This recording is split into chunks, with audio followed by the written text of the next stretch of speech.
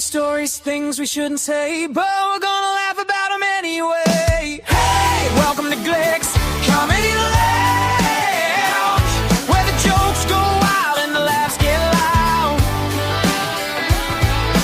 Hey, pull up a seat, stay all night long. Tell a crazy story, sing along to the song.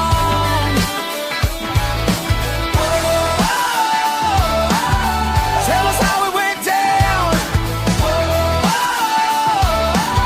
At Glick Comedy Lounge.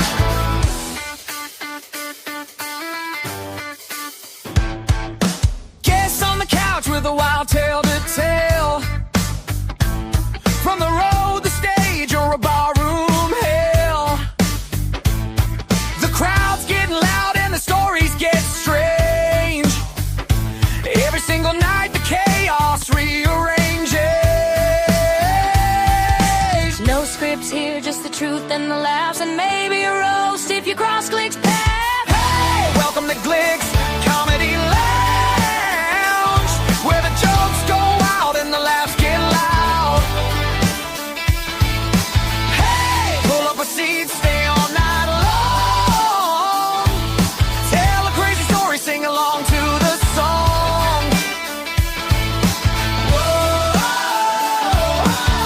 Tell us how it went down. Whoa. At Glick's Comedy Lounge.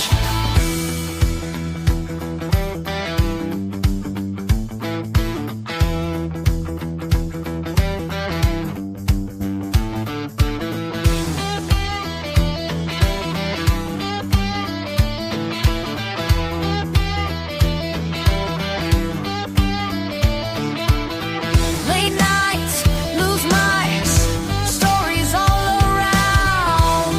You're hanging out tonight at Glick's Comedy Lounge.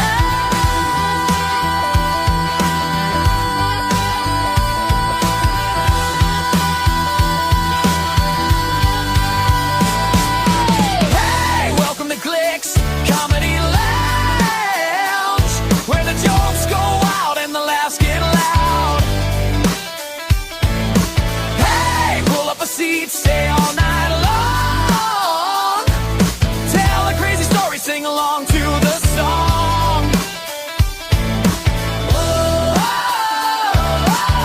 Tell us how it went down. Whoa. At Glick's Comedy Lounge.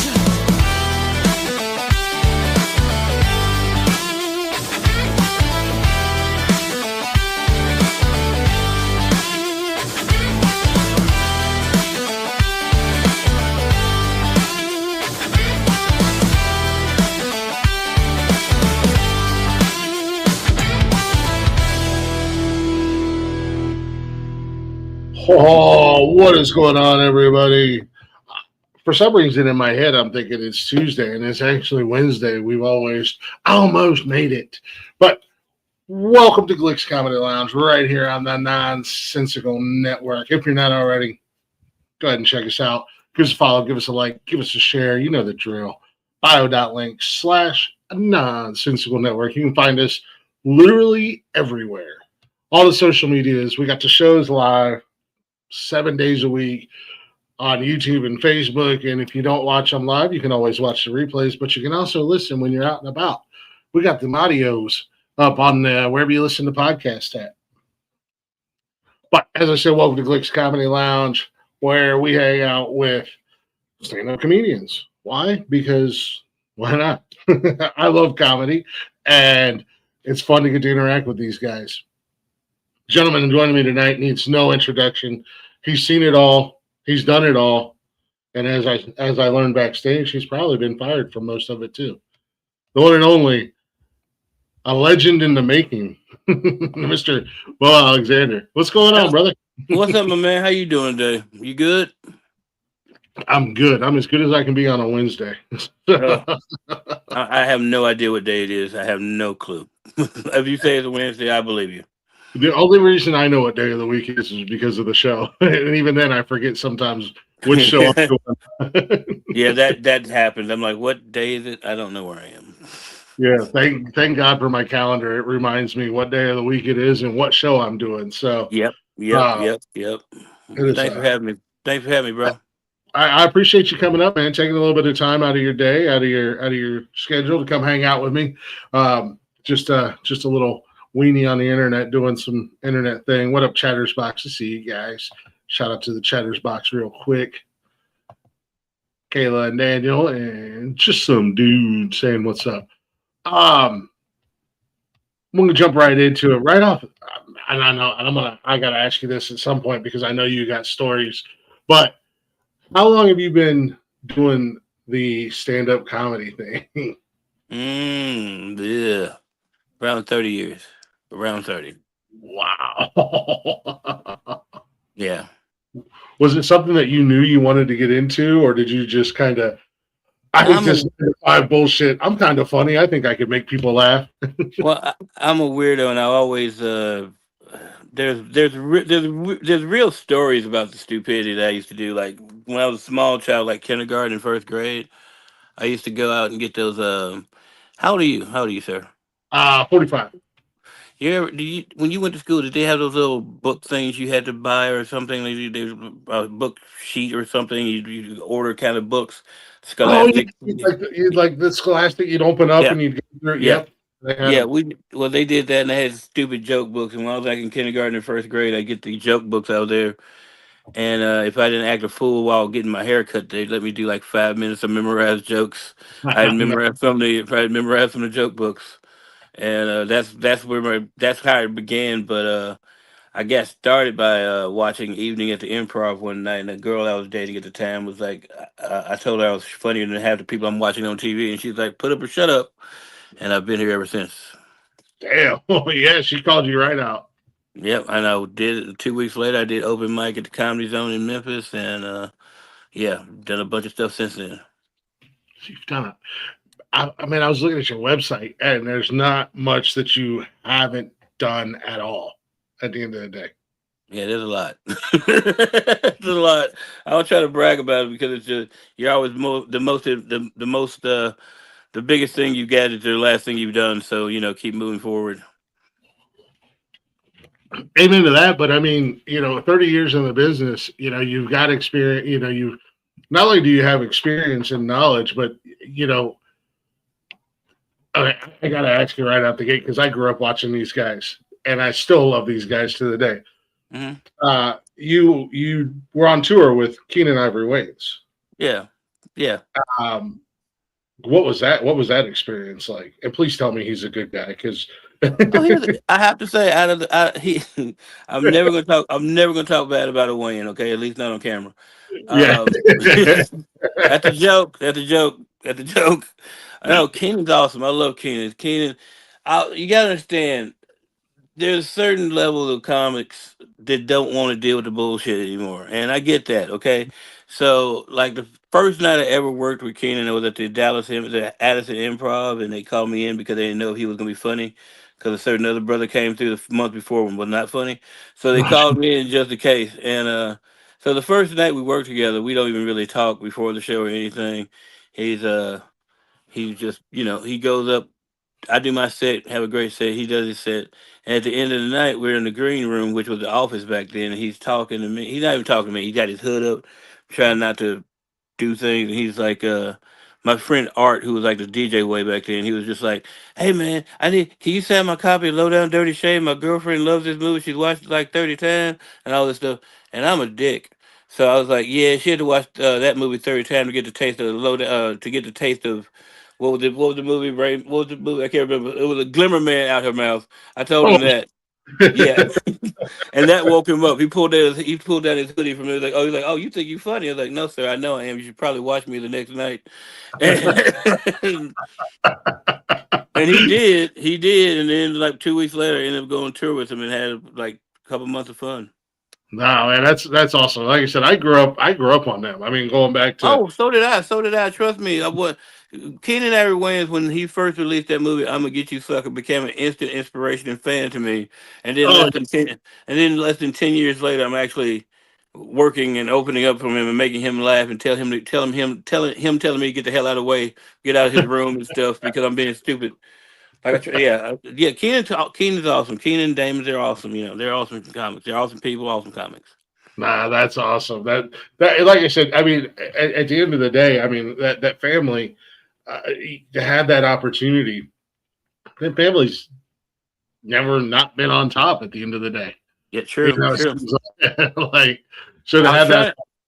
I was honestly trying to get his mom to adopt me one time. that. I was like, "Come on, Miss Wayne, I just want to be able to call myself one Mo Wayne," and she was like, "Get away from me." I mean, she was laughing.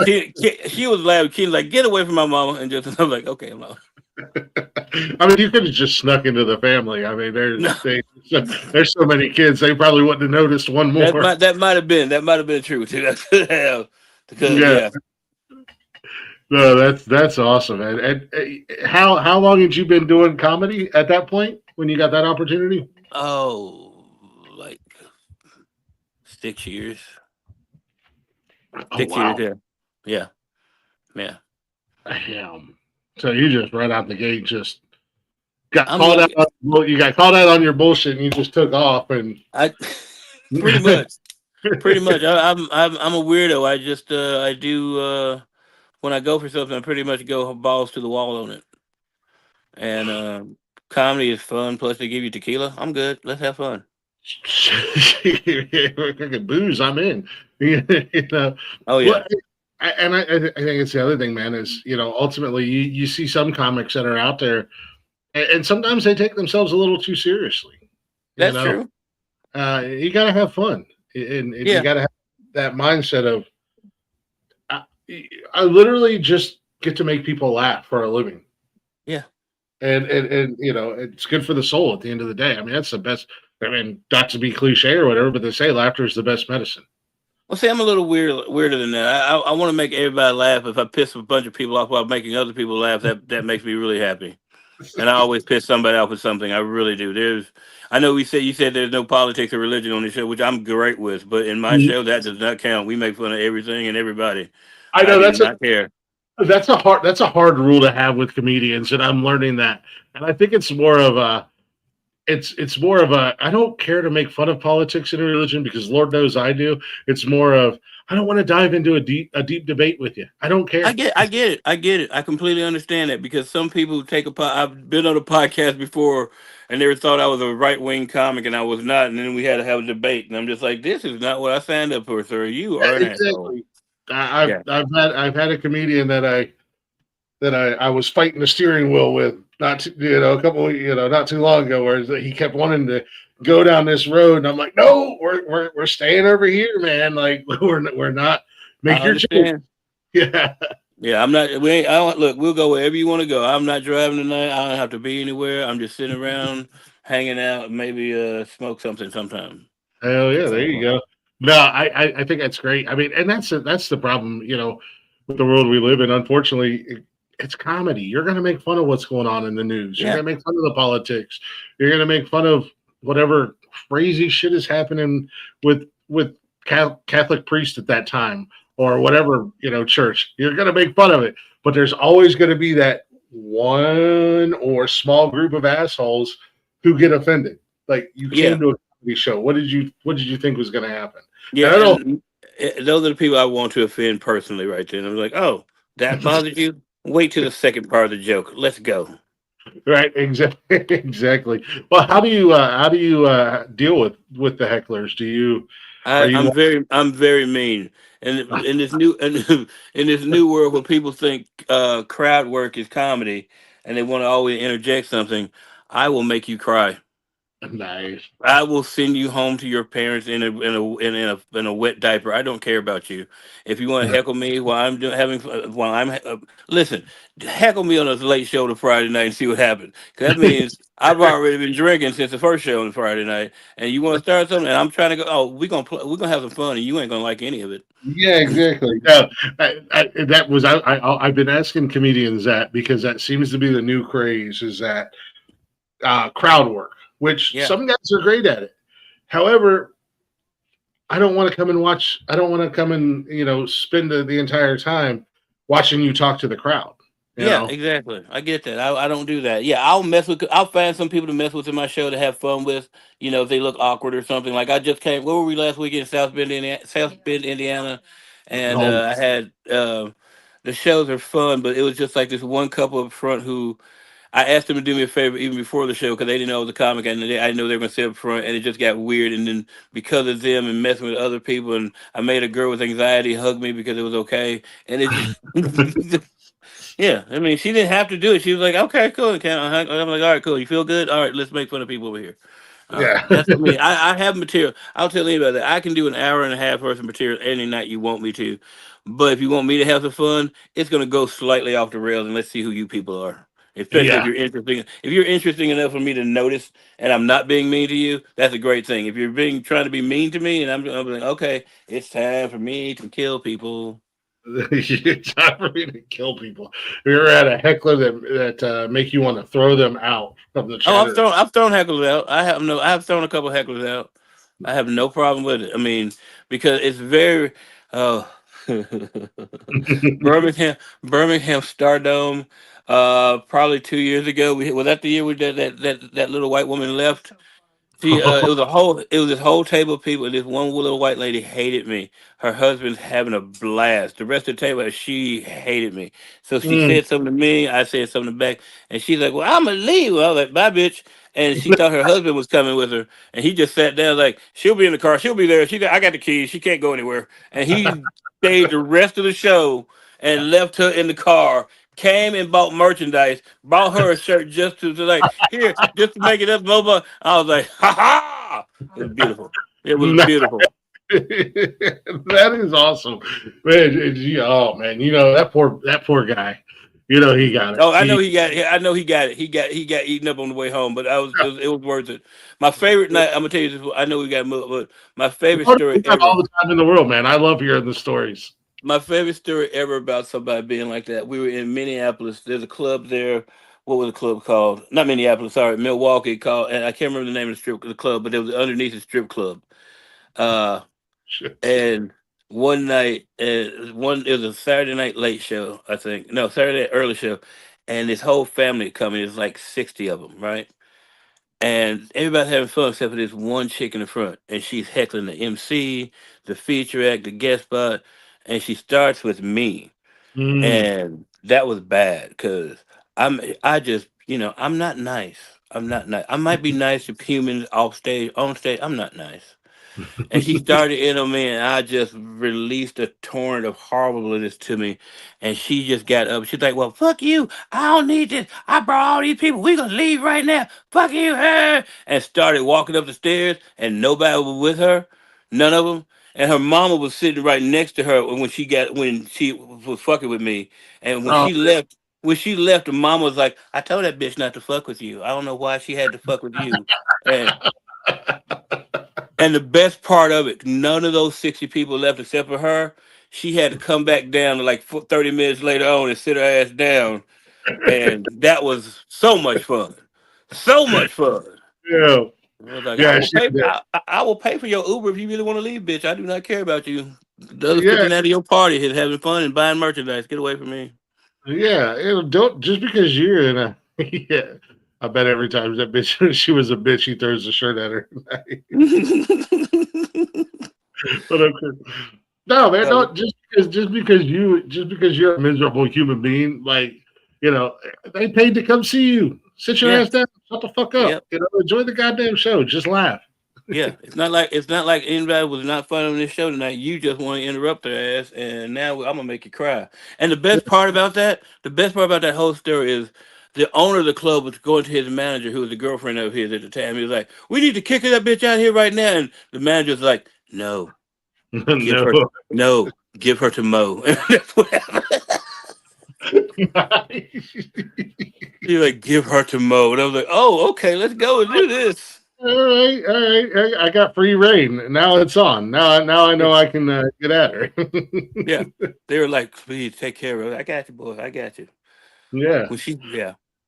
No, I love that. I mean, I love. I recently, my algorithm is such a mess with with different, with the different shows and guests and stuff that I do. But lately, I've fallen into the comedians destroying hecklers, Hmm. and some of them are. I don't know what it is. Sometimes it's like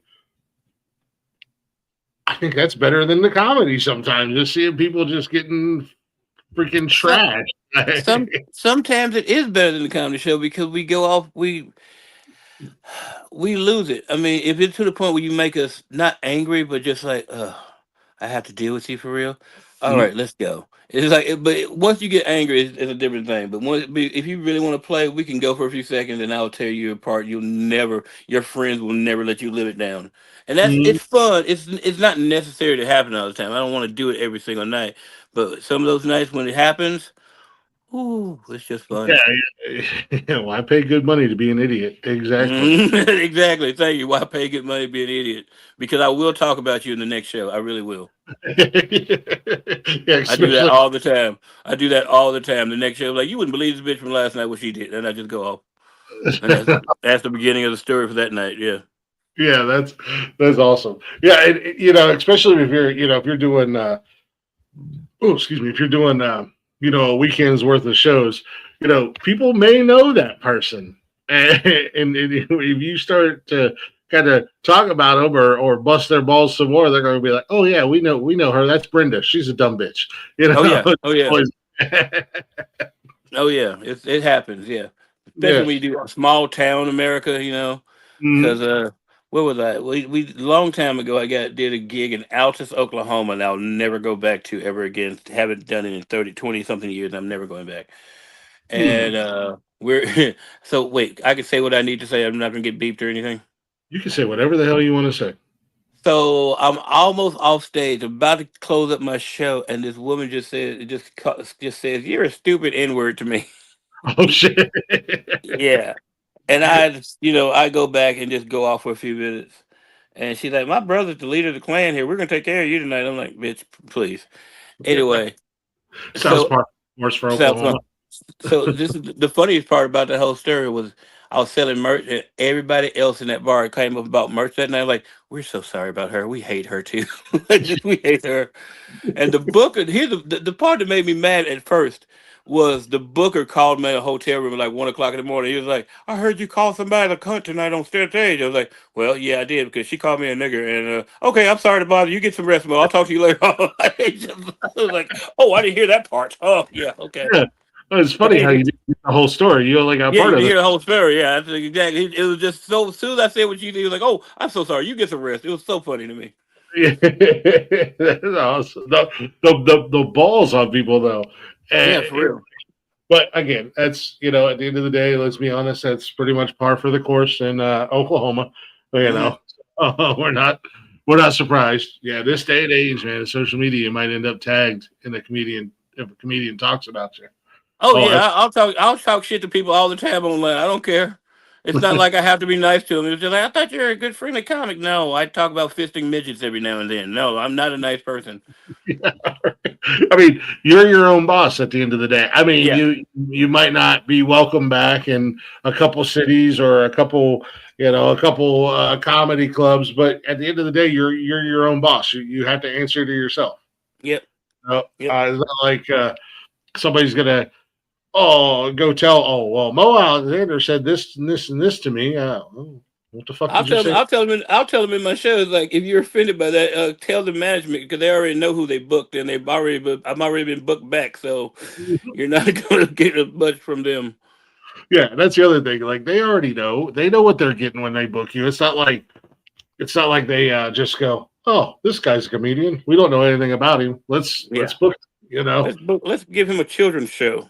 Yeah, it's all a church show with all the grannies coming right after church. I actually had to do it. I used to have to do a kids show when I played the Bahamas. They tried it for like a year to like the early show, the kids show, the second show, the regular adult show, and I barely survived all of those shows. I barely survived because you had to deal with the parents, and they bring in children as in there's a baby here. What am I supposed to do with a baby? Yeah. Yeah. So I just Why? I- go ahead. How do you even? start to do comedy for kids? That's a very good question. to, Like, to to which you just have to do a quick edit on everything. I mean, I'm lucky enough to have enough material where I can fake it.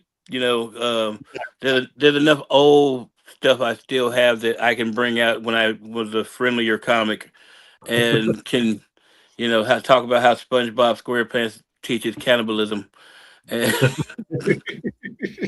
and because they don't all know of what because cannibalism all means. of they don't. The parents are dying. That's the best part because you can't do anything with the kids. They're just doing, yeah. But the parents are dying. Then they'll come see the late show. Like, y'all here for the early show? Oh, thank God. Why? Thank you. Leave those damn babies at home, please. Ain't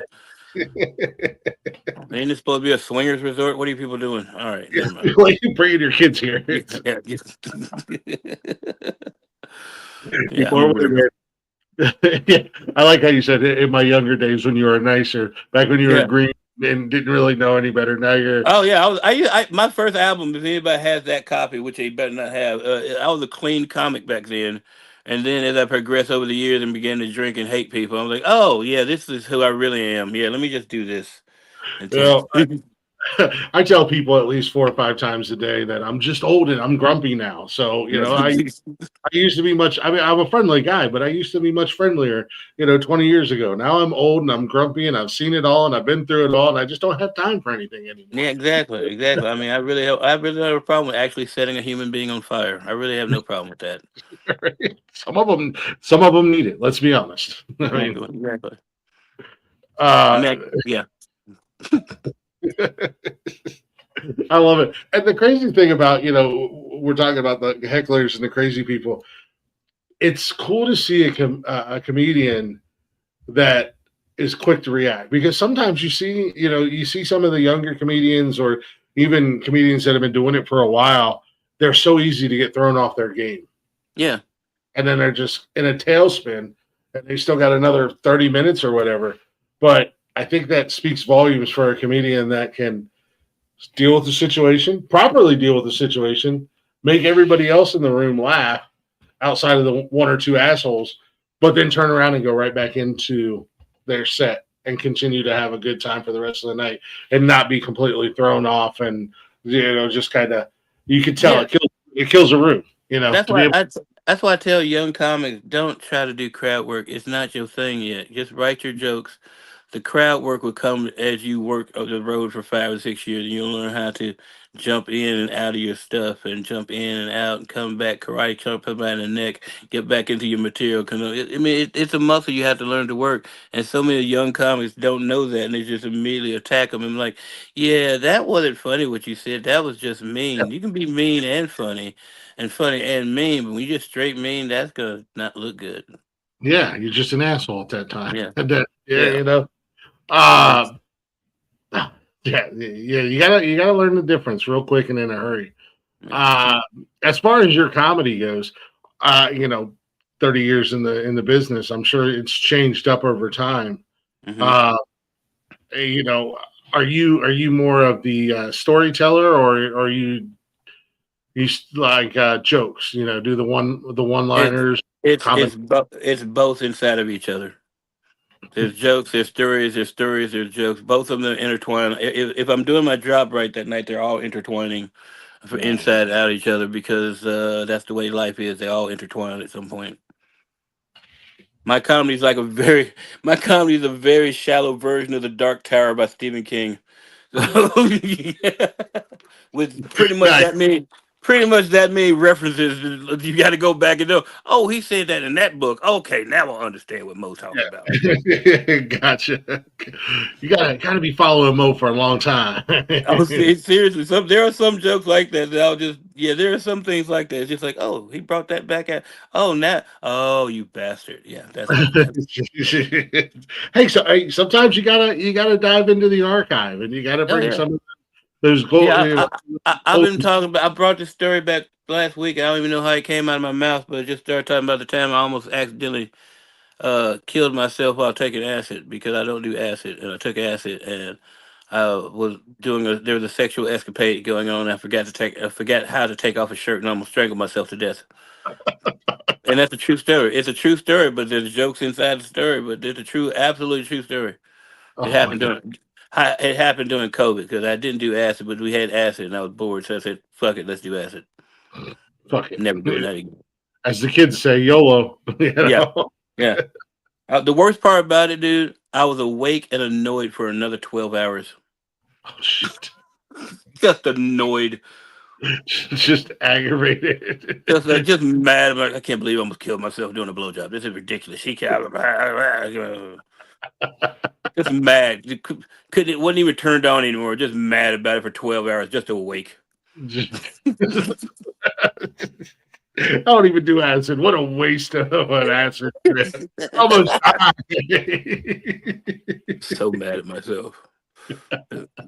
And then I'm telling you a bunch of stories that nobody's heard right now. Like last week, we were doing mushrooms because I haven't done mushroom before. And I was doing mushrooms, and the same thing almost happened. What happened was I forgot to eat dinner before I ate the mushroom. So I did the Mm, mushrooms first, and then I'm eating food, and I'm like overly chewing my food because I'm like counting every chew because I'm like, I don't need to choke myself trying to eat at mushrooms and then have two different stories about how much I almost killed myself while taking mushroom hallucinogenic drugs.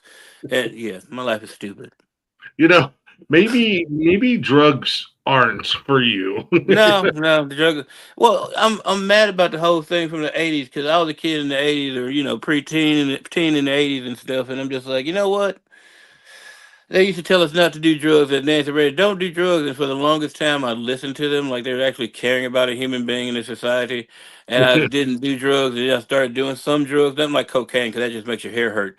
But I was just doing some like weed and stuff, and I was like, fuck these people for lying to me for decades about the drugs I should have been doing much early on in my life. Now I'm doing drugs. Fuck all you people. I'm doing everything. Sorry. All these years wasted. All these years wasted. Seriously, I didn't Yeah. start do. I did not smoke. Honestly did not smoke weed until after I was already doing comedy, and Oh, shit. I was 22. I was 22 starting comedy. I don't think I smoked weed really till I was 23. And Oh, shit. yeah, my life is stupid. And then after that, I ended up taking. There used to be a comic named Frankie Bastille, and here's a messed up thing about Frankie. Both Rich Voss and what's the other guy, David Spade, have the exact same story that I have about this guy. Oh, yeah.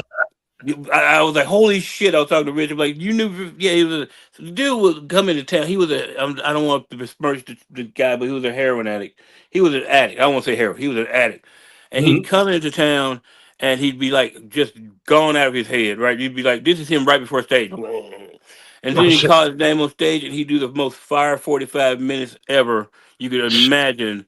And then he'd come off and be passed out again. And what he'd do is get the young comics to go take him to his quote unquote cousin's house.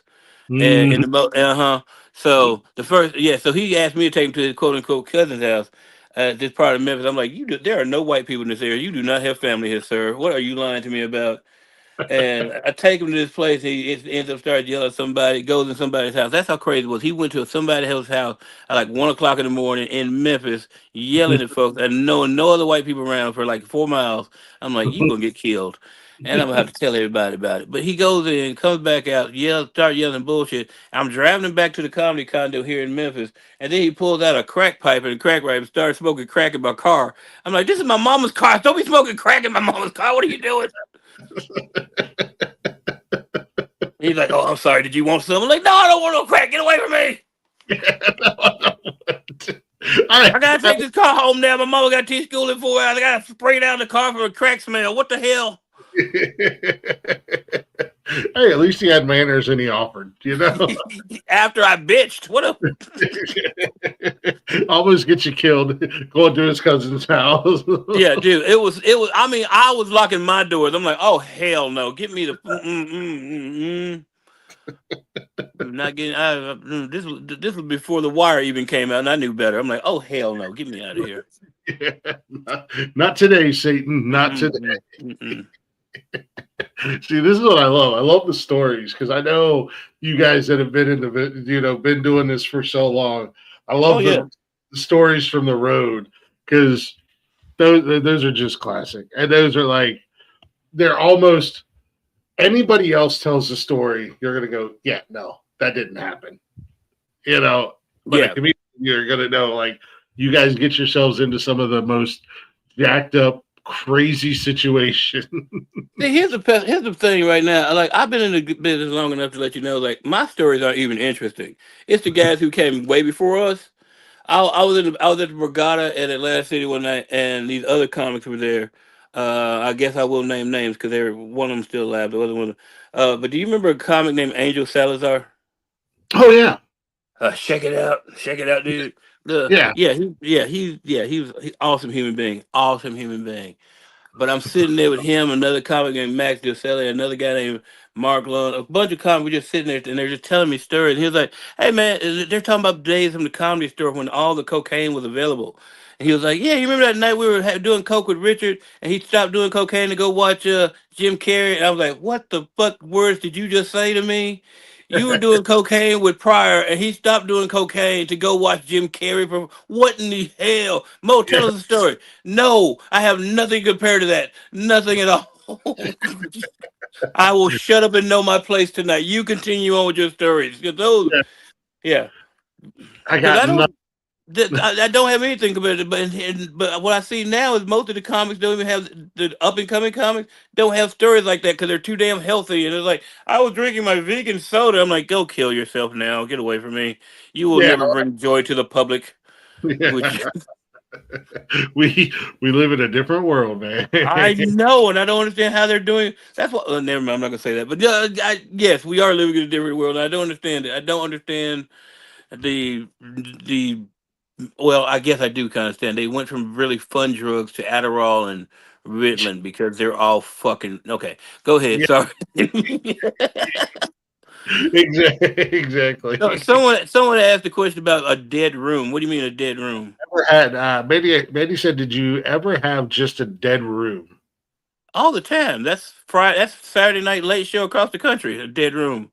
Either Mm. Friday nights. That's what Steve Martin said made him quit comedy. Late show Friday night. Yes, it's a dead room because those people have been drinking since they got off work. They missed the early show, so they've been drinking since 5 o'clock, and they are drunk and don't care that they just want to get out and try to get laid that night. But they're at your comedy show, and they're mostly dead. Mostly. And you're fucking shit up because, like you said, they're just trying to get laid. Yeah, that's all. I'm just a buffer until someone gets to get put in them. That's all I am right there, and they don't care. And I mean, yeah, I mean, you got to bring a dead room to life, though. It's possible. It is possible. You got to put the work in. It's not like an easy show. It's just like I can walk up and like, hey, I'm killing. No, you got to put some work in that show. It's possible, but sometimes it just doesn't. I mean, I have done shows where, oh, oh, hold on. It was what's that stupid state? Kansas, Dodge City, Kansas. Mm. I scared a bunch of white people there. I mean, I'm not talking about regular white. I'm talking about 80, 90-year-old white people came out to a comedy show. I don't know why they did. I don't know why they felt the urge to come out to the large black man's comedy show, but they did. And we had nothing to talk about. They were just sitting there eating their steak dinner. It's like, oh, this large Negro is still here. Let me,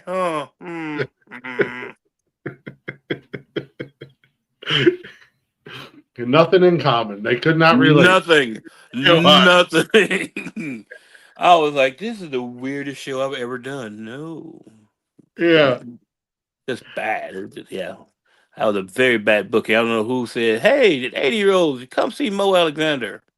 Yeah. It was a nice night out for them. They thought. They thought quickly afterwards. It was like, let's get this black person out of our state. I'm like, Dodge City, Kansas. Ugh, Whole sorry. room gets up and walks out. Yeah. I really don't have that happen. Oh, I did have. Okay, just a little about politics. It's just a little. I promise. I won't do much. I won't do anything. But You're fine. Thanksgiving Eve this past year, I did a casino gig in Hot Springs, Arkansas, and walked 20 something people at doing one bit. Oh shit! And the club was like me. You walked 20 people. I'm not even mad because the bit was funny. I was like, exactly. Thank you.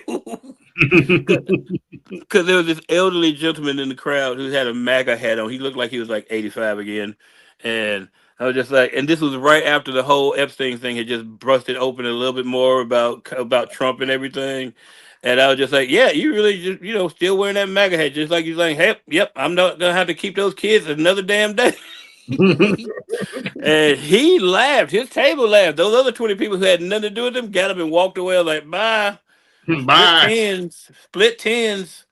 At the end Like of the day, you still get paid. So exactly. He was laughing his ass off, and they gave us a free pie. So I was like, I won all the way around.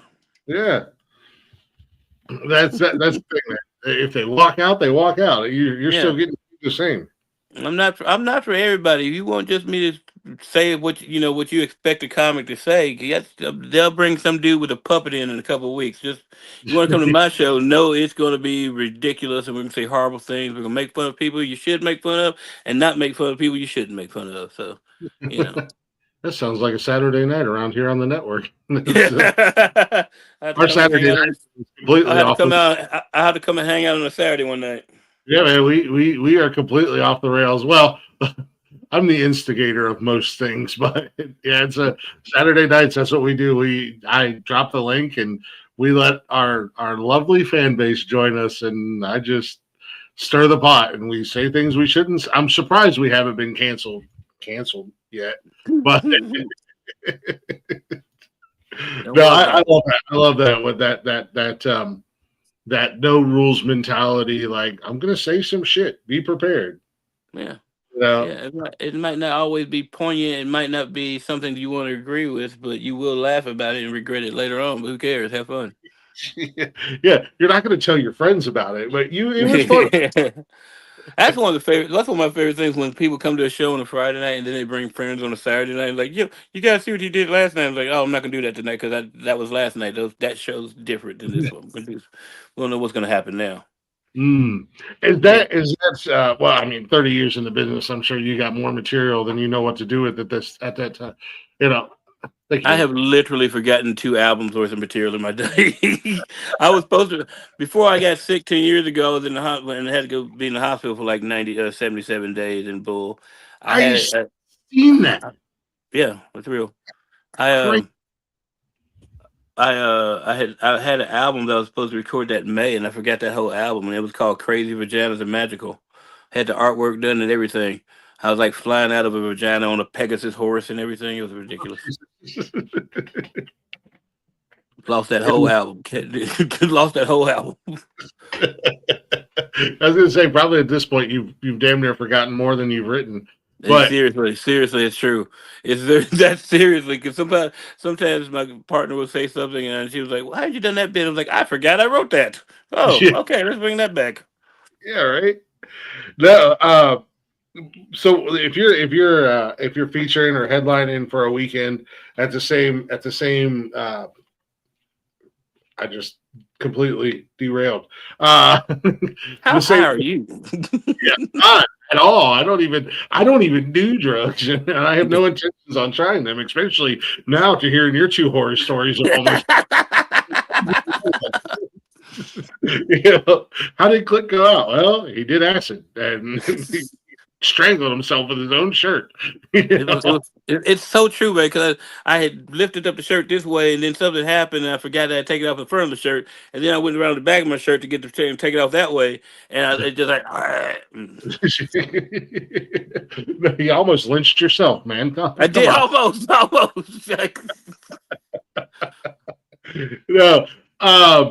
if you're at a club or something, you got, if you're there Friday, Saturday, and Sunday, is it 3 different shows, or is it a kind of a mixture of everything? It's a mixture of everything because I don't plan.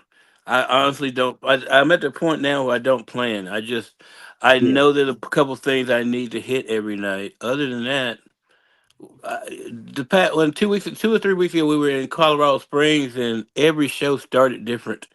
Every single show started different, and the owner's like, "What are you doing?" I'm like, "I have no idea. I'm tired." You paid for this. You knew what you were getting. I mean, he loves me. He's like, "You're back. Oh, you're gonna be back every year." I was like, "Okay, cool." He loves me. He loves me. He's just like, "What are you doing?" I'm like, "I don't know. I'm having fun." I mean, we got out of the 4 shows, 3 of them were sold out, so I think that's okay. He's like, "Yeah, we're good." Yeah, you can't beat that. The club's happy, the promoter's happy, you're happy. Hopefully, the audience was happy. I think that everybody made money and everybody laughed. Exactly. They got to play with a possum. Sorry, Hey, never mind. it's an actual possum, just so you guys know. Yeah. It's not. It's not. It's not Um, some. Yeah, it's not some weird code name. It's just an actual possum, but he's asleep right now. So it's not some. It's not some weird kink. Not that we kink shame. We don't kink no, shame around. no, we don't kink shame. We don't kink shame unless it's with a possum. Then I'm kink shaming you because that's nasty. Uh, leave No. possums alone. Get your hand out my pouch. Sorry.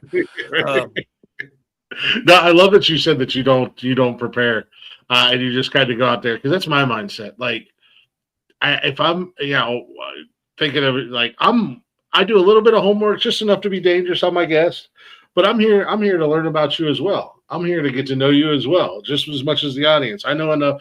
People have asked me who's on your show. Mo Alexander. What's he do? He's a comedian. What else you know? Well, he's a comedian. He'll be on the show. Tune in. Shut up. You'll find out. You know? He's gonna make us laugh. All right, we're gonna see where the conversation goes. yeah, I mean, sometimes people piss me off, and I was just breaking the Shakespeare for just to piss them off. Oh, It's like, what do you? What? It's just a comedy club. What do you want, Shakespeare? And I just go into a soliloquy, like, to be or not to be, that is the question. Whether 'tis noble in the mind, to suffer the slings and arrows of outrageous fortune, or by opposing. And I'll do the whole damn thing just to piss somebody off. I don't care. I'm impressed that you remember that because I remember the first line, and that's Dude, it. I had to memorize it in high school, and it's never left. Really, it's taking up a very valuable spot of what my Bitcoin wallet address was. I Yeah, don't. It's there somewhere. don't you love that the amount of useless, unnecessary. My girlfriend's always amazed because I have so much unnecessary, useless knowledge. And she'll say something, and I'm like, "Oh, here's a 20-minute rant about you know European coins." Yeah, She's just I'm like, with why do you. you do that? I'm like, The I have no idea. the one time someone gave me a 30 milligram Adderall, and I had never taken an Adderall before, and I drove from Memphis to Indianapolis, which takes 7 hours normally, in 5 hours, and I sang three completely different Stevie Wonder albums that I didn't know I knew the words to. Awesome. I was I gonna say, I also I love also was vibrating at a frequency only the dolphins could understand. you. At least you didn't almost die. No, I did not almost die. Hell, did I almost die? I did not. There was no death in that one. That was just weirdness. But did you die? That's the question. I think we should write a short story book. But did you die? Well, there's this one time, and the first time I died was. Never mind. I do have stories that involve that's the first time I ever got to say that on stage. I got such a laugh because they knew it was. She was like, "Well, the first time I died," and it's like because after the whole medical thing happened, 11 years ago now, I died in the hospital because I had 18 blood clots in my lungs, God and damn. yeah, that's not a joke. That's not an exaggerating name, but that's what they told me. They were like, "God damn!" I was like, "Yeah, I'm still here," and Yeah, that's when your doctor looks at your chart and goes, "God damn." yeah, here's something you never. Here's a funny statement you never want to hear a doctor say. Oh shit! I nicked an artery. Um, I'm awake. I heard you. I heard you. I'm right here. Um, no, yeah. People think of the joke, but I literally died April 5th, 2015. I was dead for 2 minutes, and they Wow. brought me back. And it's a joke and the truth because I died on Easter Sunday, which makes me think I'm a much more efficient savior. None of that 3 day waiting bullshit. I came right back. I'm like, ha! And people are like, what did you say? Cause my friends had come to visit me in the hospital that night. My friends Thurman and Rick, they came to visit me. I've known these guys since high school. They're just fucking with me. Like, you gonna die. You gonna die in this place. We know you're gonna die. 20 minutes after they leave, I drop dead. Oh, shit. Shit, yeah. And then they bring me back. And I called him in a couple days later, like, you motherfuckers, I hate all you people.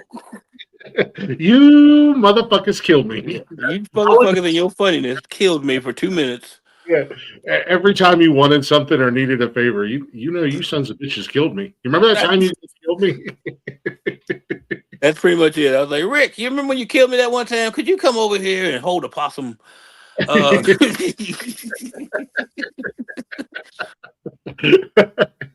That's some shit I would do. And that's some shit I would 100% do. I would never let anybody forget that. Remember when you were, yeah, you remember you killed me. it's true, absolutely true story. Uh, my my girlfriend slash producer in the background making sure she's dropping your social media links and stuff. Thank So you, thank for the you.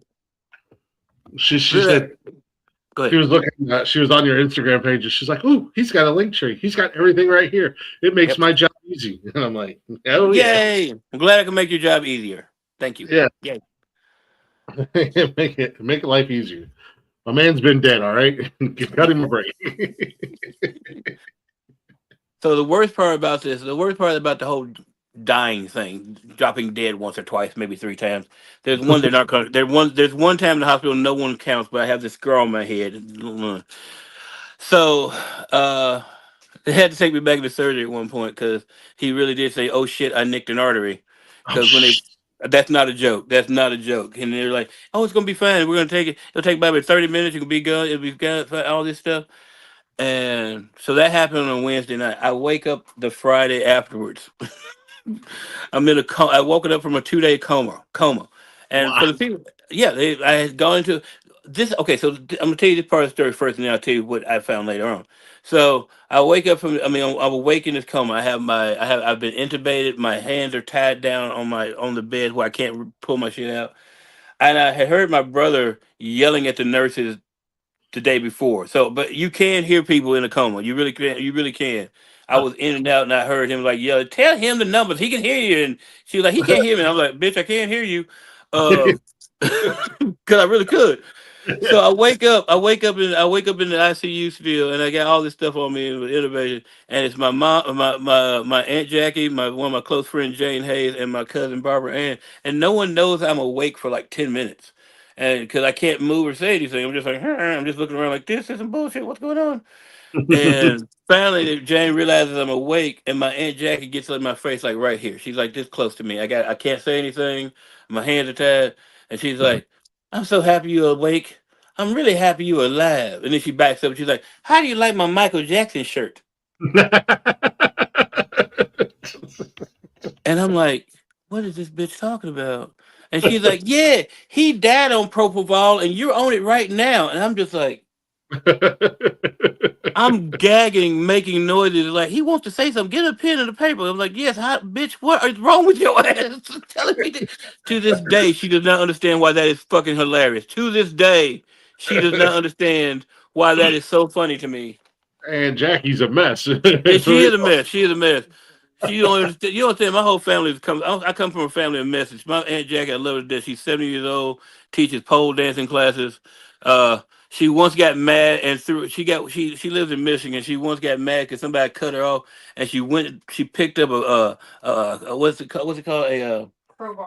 Picked up a crowbar she kept in her car next to her, and threw it at the other car. But she Oh, forgot there's a windshield between her and the other car. God.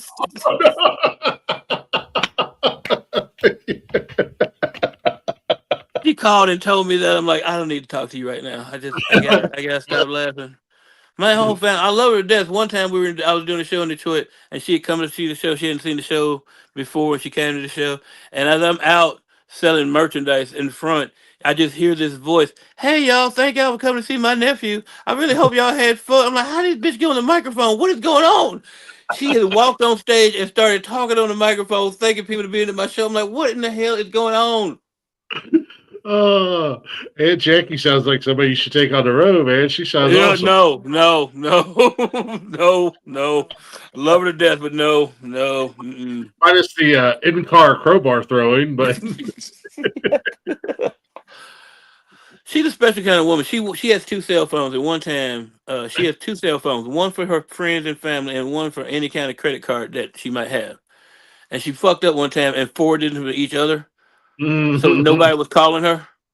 I didn't hear from my aunt for 2 months. She's like, "Why haven't you called me? Y'all okay?" I was like, "We've been calling you constantly," and it kept going to voicemail. What do you mean it kept going? And she realized that both the phones had voicemail to each other, so nobody could get in touch with her. And I'm just like, you know what? I can't be a part of this family anymore. let me off this ride.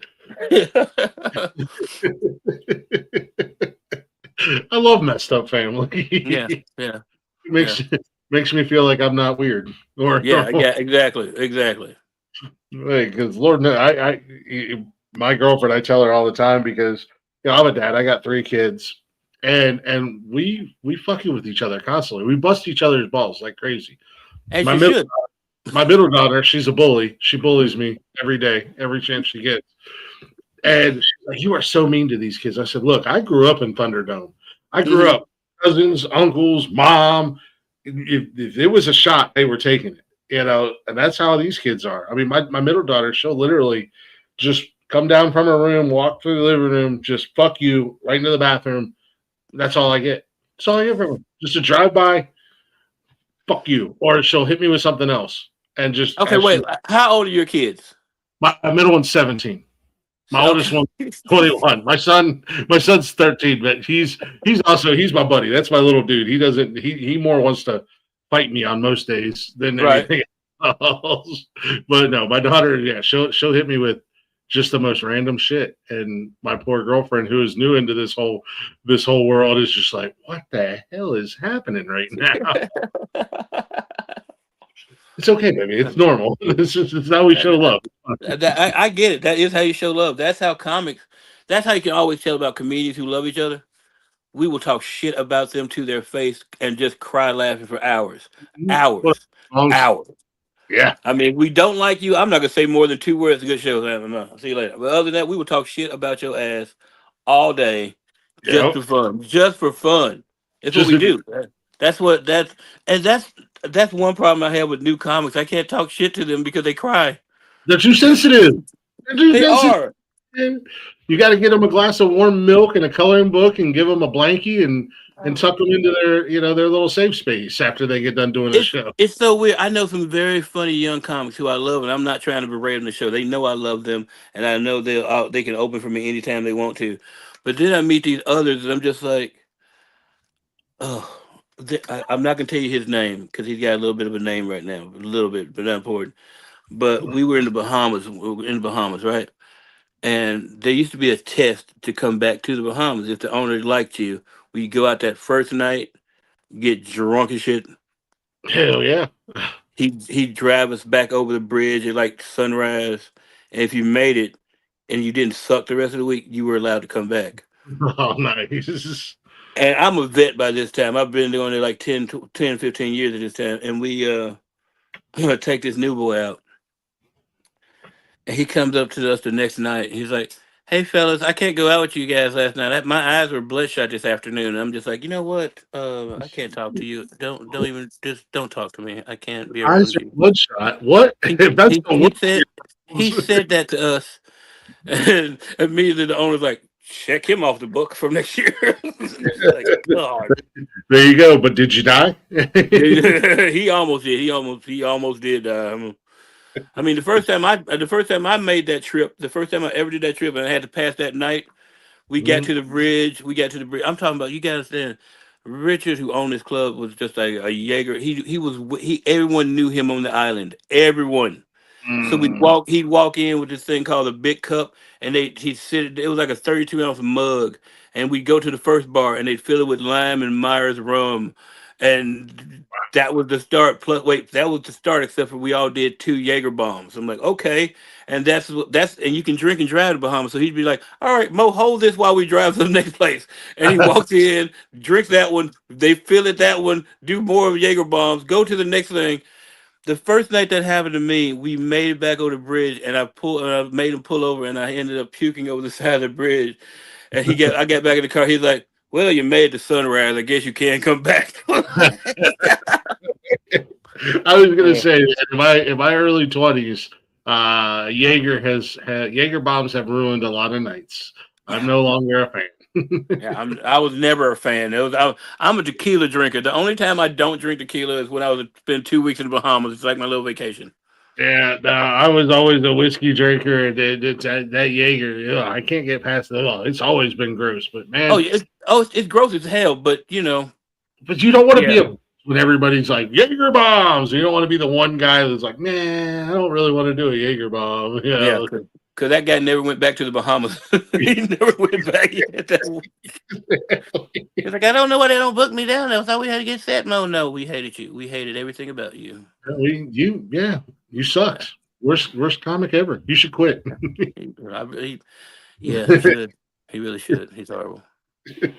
No, I love what you were saying about you guys busted your balls, which I've seen with some of my comedic friends and whatnot. The comedians that you guys are ruthless, and that's what we do on Saturday nights. It's 6 hours of just us breaking each other's balls and whoever comes on the panel, and you either jump right in and you bust balls back, or you get your feeling hurt and you run away, and then we make fun of you. I got a show Saturday night, but I might stop by anyway afterwards just to see what's going on. And we are live for 6 hours on Saturday night from like 7:30 ish until whatever 6 hours after that is. Okay, I might see you Saturday night just to come by and visit to see what's going on with y'all. Yeah, actually this Saturday night we're going to be doing our WrestleMania watch party for a little bit. Oh, it's WrestleMania time again. Yeah, I'm a big wrestling fan. My son is a big wrestling fan. We actually do a wrestling show together here on the network when he's not being a lazy ass. I gave him a show with his name on the title, so he thinks he's the boss. Oh yeah. But he was like, "Dude, we should do a WrestleMania watch party like we did last year, Dad." And I'm like, "Last year's WrestleMania watch party was an interesting one." So let's. Hey, hold on 1 second. You got somebody called Third Eye Designs saying that they're late. Is that a Prince fan? I know that is our very good friend Fidel Bongs. I'm not sure what the Third Eye Designs are. Yeah, because Prince has had a band called Third Eye Girls. That's what I was asking about. That sounds like a Prince fan right there. He's an aspiring tattoo artist. Oh, cool! Very cool. His name's Johnny Bongs. Johnny Bongs. We have. I have renamed him Fidel Bongs because he shows up and he wears some of the craziest attire. We love it. We love him. But he looks like a third world dictator when he shows up. Oh, I need pictures of this. Hey, dude, send me some pictures to my Instagram or something. Mo Alexander on Instagram. Yeah, I'll have to get some screen grabs. I need to see this. Of Johnny. Johnny's awesome, man. He's one of our good friends here on the network. Where's he a tattoo artist out of? Where's he out of? Aspiring tattoo artist. He is currently practicing. I don't think he's done any. Johnny, if you're still in the chat, have you got an opportunity to do any actual tattoo work yet? Or are you still practicing? I told him whenever he's ready. I'm almost essentially a blank canvas outside of what I've got done on my arms. But outside of that, I'm like, I'll let you tat me up. I'll give you a leg or something to tat up. Yeah, I'll tell you. If you're any good, I got a calf muscle for you. Come on. Yeah, right there. Yep, right there. So yeah, this is cool. I like this. You're fun. You're a fun dude. I like this. This is cool. No, I appreciate this. And I got to be honest with you. My goal in this was I love black comedians because you guys have like no fucking filter. And I got so excited when we started talking because I just threw a random message out there on comedy Facebook pages, and I didn't think I would get anybody, but it got flooded. And I got so excited when I started talking because I was like, "Oh yes," because this is going to be no filter, just nonsense. Yeah, that's what I'm about. Have no filter. I don't, I'm just like to have fun, and if I can hurt someone's feelings who needs their feelings hurt at the same time, I'm good. You know what I'm saying? I mean, I'm not out to get people, but some people just need it. Some people, if you get a stray joke, if you get taken down by a stray joke, that's not a problem. I'm okay with that. Yeah. Some people, yeah, I agree with that 100%. Sometimes you gotta hurt a couple feelings every once in a while. Yeah. It's not in a hateful way. It's just, it just needs to be done. Like, okay, let me give you an example because I've only almost been fired for a gig like once or twice, but I almost had to apologize, which I won't do. We were there's a chain called Catch a Rising Star, and I used to work for those guys a lot. And I was in Reno at when they used to have a place called the Silver Legacy Casino, and it was a big game hunter convention. Oh, Okay, so you're in the you walk through the hotel lobby, and it's just big ass dead stuffed animals. You got bighorn ram, bears, and all this shit. And I've seen it, and I'm just like, okay, we'll deal with this later, whatever. And I go do my show, and it's a fun show, but they get me drunk. There's a lot of drinking involved. They got me drunk. They got me drunk this night, and as I'm walking back to my hotel room, I see the dumbest thing possible. In this room of big game, bears and antelope, all kinds of huge shit. Right on the desk next to the elevator is a porcupine. Someone has shot and stuffed a porcupine, and they didn't put it in a normal pose like a porcupine, be like, on his four legs, just walking or doing that. This is what happened. I'm drunk, but I see this, and I make somebody else make sure I'm seeing this. Like, do you see this porcupine sitting there? Yes, I do. Okay, because this is how the porcupine would posed. Sorry, this is him. He's just sitting there like, Just like, what the fuck? he's looking at me like, nigga, why would anybody shoot me? And I just like, I don't know. This is a bit.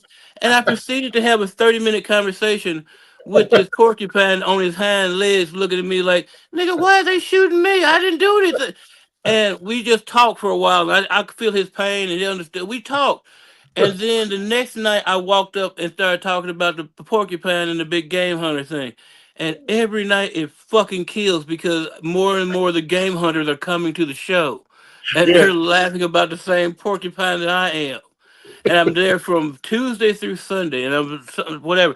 Monday morning, I fly back to Memphis.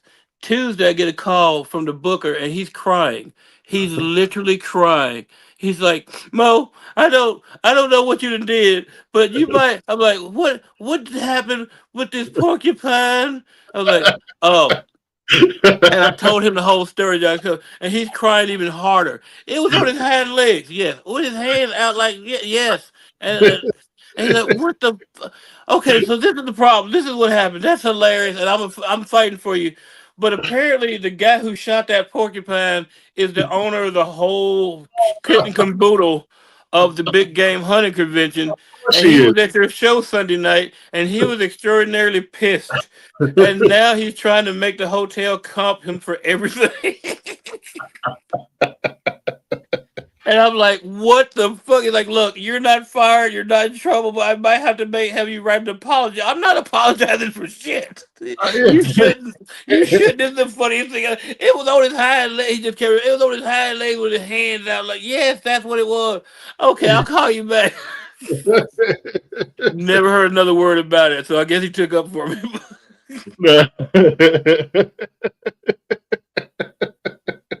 But he called me crying and laughing at the same time. I'm like, yeah, this is real.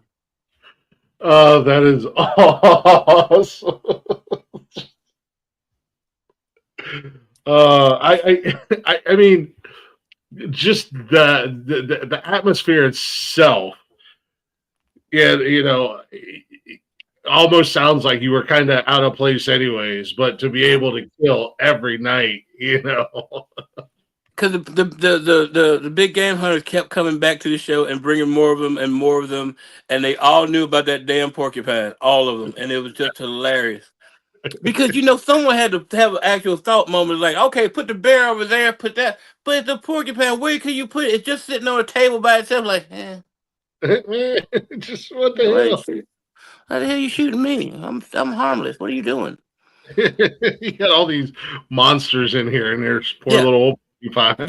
porcupine. There was a gator on the wall. Someone had, like, just leathered or just flattened out and saying, I'm like, what in the hell is, yeah.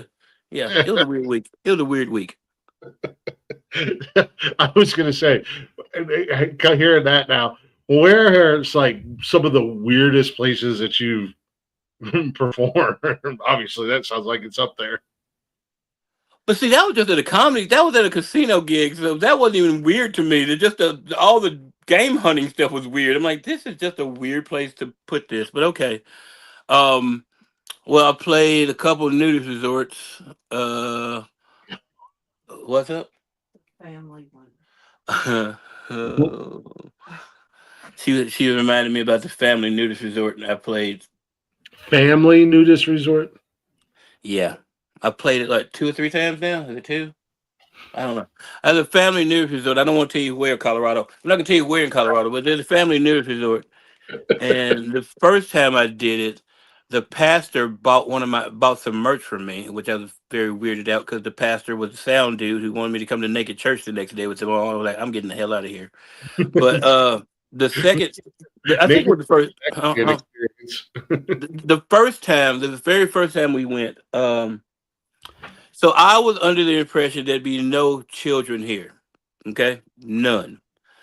One would That's what think. they. That's what I would think. That's what they told me. No kids are gonna be at your show. There are kids on the property, but no kids are gonna be at the show. All right, no problem. Everybody, and see, it's a nudist resort, but everybody's walking around with like Winnie the Pooh, just a shirt, no pants, shirt, no pants, shirt, no pants. Porky Piggin. Just the whole, it's just So I'm in there. We get to the gig right, and we got to check in this little cabin type thing. And this family of four just comes up to me and starts talking to me and my girl, like, "Oh, we're so excited about the comedy show!" And the mom is there, and the dad is there. The little baby who's like right here, and then there's the girl of indeterminate age, which I had no idea if she was 13 or 18, but I'm just trying to avert my eyes just in case. You know what I mean? I'm not trying to end up in any Epstein file accidentally on purpose. I'm trying to I'm looking away from her because I don't know how old she is, but she is literally all in my face like, "I'm so excited to see your comedy show tonight." And I'm just like, "Please back away from me. I don't know what's going on." Okay. Yeah. So the parents and apparently that girl of indeterminate age were going to come to the show. No problem. Okay. I didn't know. They brought the damn baby, and the baby was the one that pissed me off because he was the only person there fully dressed, and he was dressed like um what's his name? He was dressed like Hunter S. Thompson, and it Oh, just pissed me off. He had on the little white fishing cap, some big ass sunglasses, the Hawaiian shirt, the white shorts. I'm like, this kid sees bats, and Johnny Depp. Man. I'm just like so mad that there's a baby in here, but I'm doing the show and the girl of indeterminate age is just laughing and jiggling. I'm like, I can't look at you. Will you please get away from me? How old are you? Are you? Do not make me sing R. Kelly songs in this bitch tonight. Please get away from me. Look at it. You have to look like Stevie Wonder the whole time, trying not to I look. was like, yeah, this is wrong. I can't get. How old are you? Get away from me. Ooh. And I'm trying not to be. I mean, the place was excellent. They were great to me. They were excellent. They were fun people. And then they're just like, "Oh, we're about to leave," and the girl of indeterminate age and her parents like, "Hey, come get in the hot tub." I'm like, "No, no, no! I gotta leave. Got to get the fuck out of here because I am not going to jail tonight. Nope, nope, nope, nope, nope, nope, nope. This is a setup." Flash forward so many years later, Yeah. emails Oh. come out, and there's a name that we know, Mo Alexander. Exactly. It's like Bo Alexander. Oh no. No, it is funny. It is funny that there are some comedians in the Epstein file because he was a comedy fan. He used to go to the Improv down in Tampa. I mean, not Tampa, in Melbourne or whatever. Yeah, that one. It's very funny. What was it? Fluffy was just talking about how he did all this shit, but he couldn't get tickets to his show, which made me laugh even. Because that's why he's in the Epstein file. He was trying to get tickets to Fluffy's show and couldn't get tickets. That's why Fluffy's name's in there. I'm like, all right, cool. Oh yeah, great. Now I'm lumped in with all of them. That's the part that they leave out. Yeah, Again, you only get part of the story. You just exactly. so and so's name's mentioned, but it doesn't mention that he was just trying to get tickets. Oh, Derek Jeter's in there. Oh, Yep. Epstein wanted to go to a Yankees game. Yeah, exactly. So they don't tell you that part. Yeah, no, it's Derek Jeter. Oh Jesus. Oh man. This is fun. I like the show. This is awesome. I love this. How many people you have in the chat room or their chat room? How does this work here? I don't even know. It usually depends. They kind of come and go. Oh, I see it now. I just found it. I'm sorry. I just found it. Like 4 people I just watching found it. everything. Your third eye person is doing Japanese, is practicing Japanese stuff. Yeah, he's doing it. He does some really cool drawings and stuff like that. Now, doesn't necessarily go with where I'm going with my work, but I told him, I said, if you can do Japanese, you can do what I'm doing. So Yeah, exactly. I mean, I'll throw some Japanese stuff on me. I don't care. I like a sake bowl. Just a sake bowl, Well, I don't know. huh? Just put a full of rice in a cup of sake. Yeah, Why? that's all it is. That's all. Just That's all I need. just because. Yeah, Johnny Boggs. Yeah, yeah, I love. The Cheddar's box is always open. The crazy thing about it is, I think sometimes people will come in and they'll hang out for a few minutes, and they're like nervous to chat. And then Yeah, sometimes we get our regulars that pop in and out, but then you get the new ones, and it's almost like they're nervous to chat. And it's like, if I didn't want you guys to chat, I wouldn't do these shows live. I would just pre-record them yeah. and then put them Uh, up. No, I think it's. I like it. You guys. I mean, I like your show. It's fun. You're very relaxed, and this is very silly. And I like these people that come in and keep saying weird stuff. Yeah, like I'm a huge fan of talk radio. Like, never a big fan of like Bob and Tom or Howard Stern, but kind of the shows with that style of, we're going to come in, we're going to talk about what's going on in the news, we're going to have fun, we're going to hang out, we're going to have guests and stuff like that. But one of those key factors in radio that I love is that people can call in. I'm Hmm. not on the radio. I know I'll never be on the radio. Well, I would like to think that I could clean up my act enough to do a radio show and not get the FCC in too much of a tizzy. But Oh, dude, we have. I'm on an internet radio station called radio-memphis.com, and we say horrible stuff all the time. There's no FCC. Actually, right now we're doing what was the thing occupied Memphis radio right now. nice. Occupied Memphis. Yeah. Hmm. I was on an internet radio group. We lasted 3 shows. I did my music show. I used to do a mental health show. They did the mental health show. We had another show that we called What the Fuck News, and it was just like news articles that made us laugh. Stupid people in the news, that made us laugh. And then we got to Saturday night.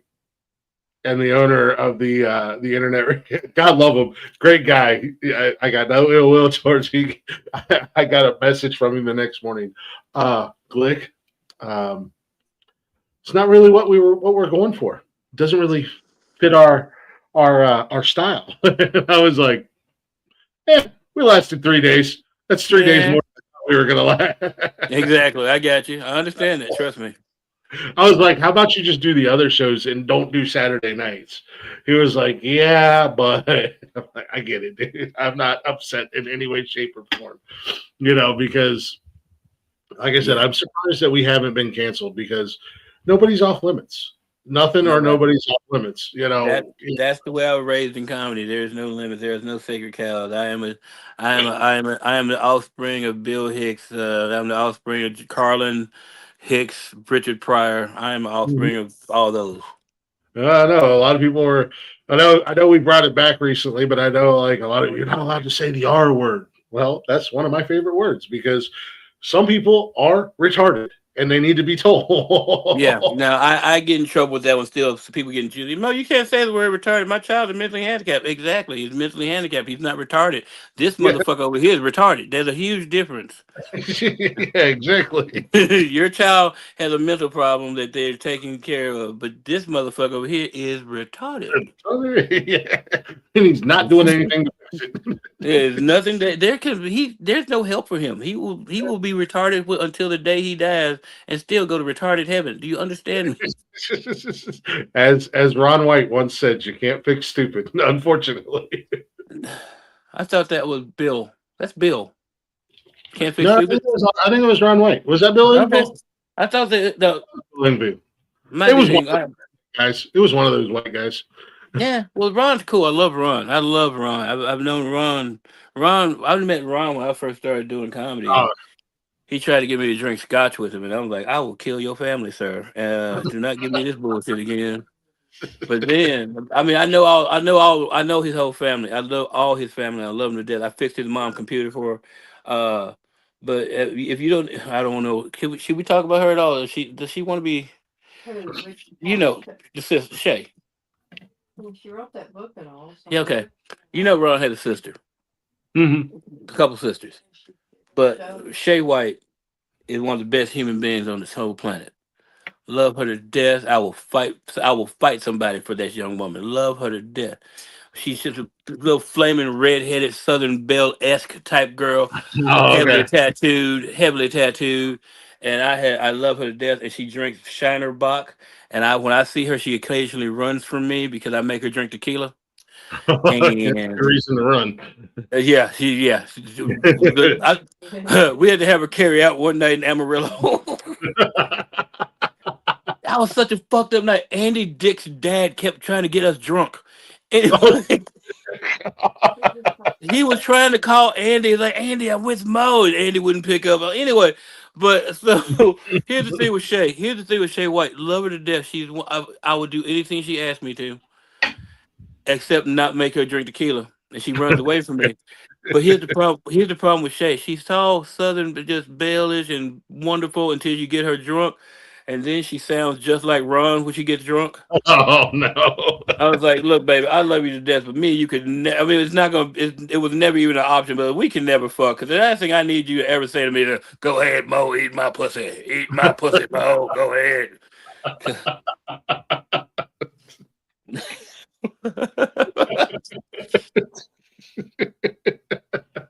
That's oh god, that's a mental image. It is. It's a horrible image too, because you see her and then you just hear Ron's voice come out and like, ah. She's gorgeous. She's gorgeous. She's wonderful. I mean, it's such a hot. I'm just like, ah. But then she said, when she get that past drunk party, like, boy, come here. I'm like, oh fuck.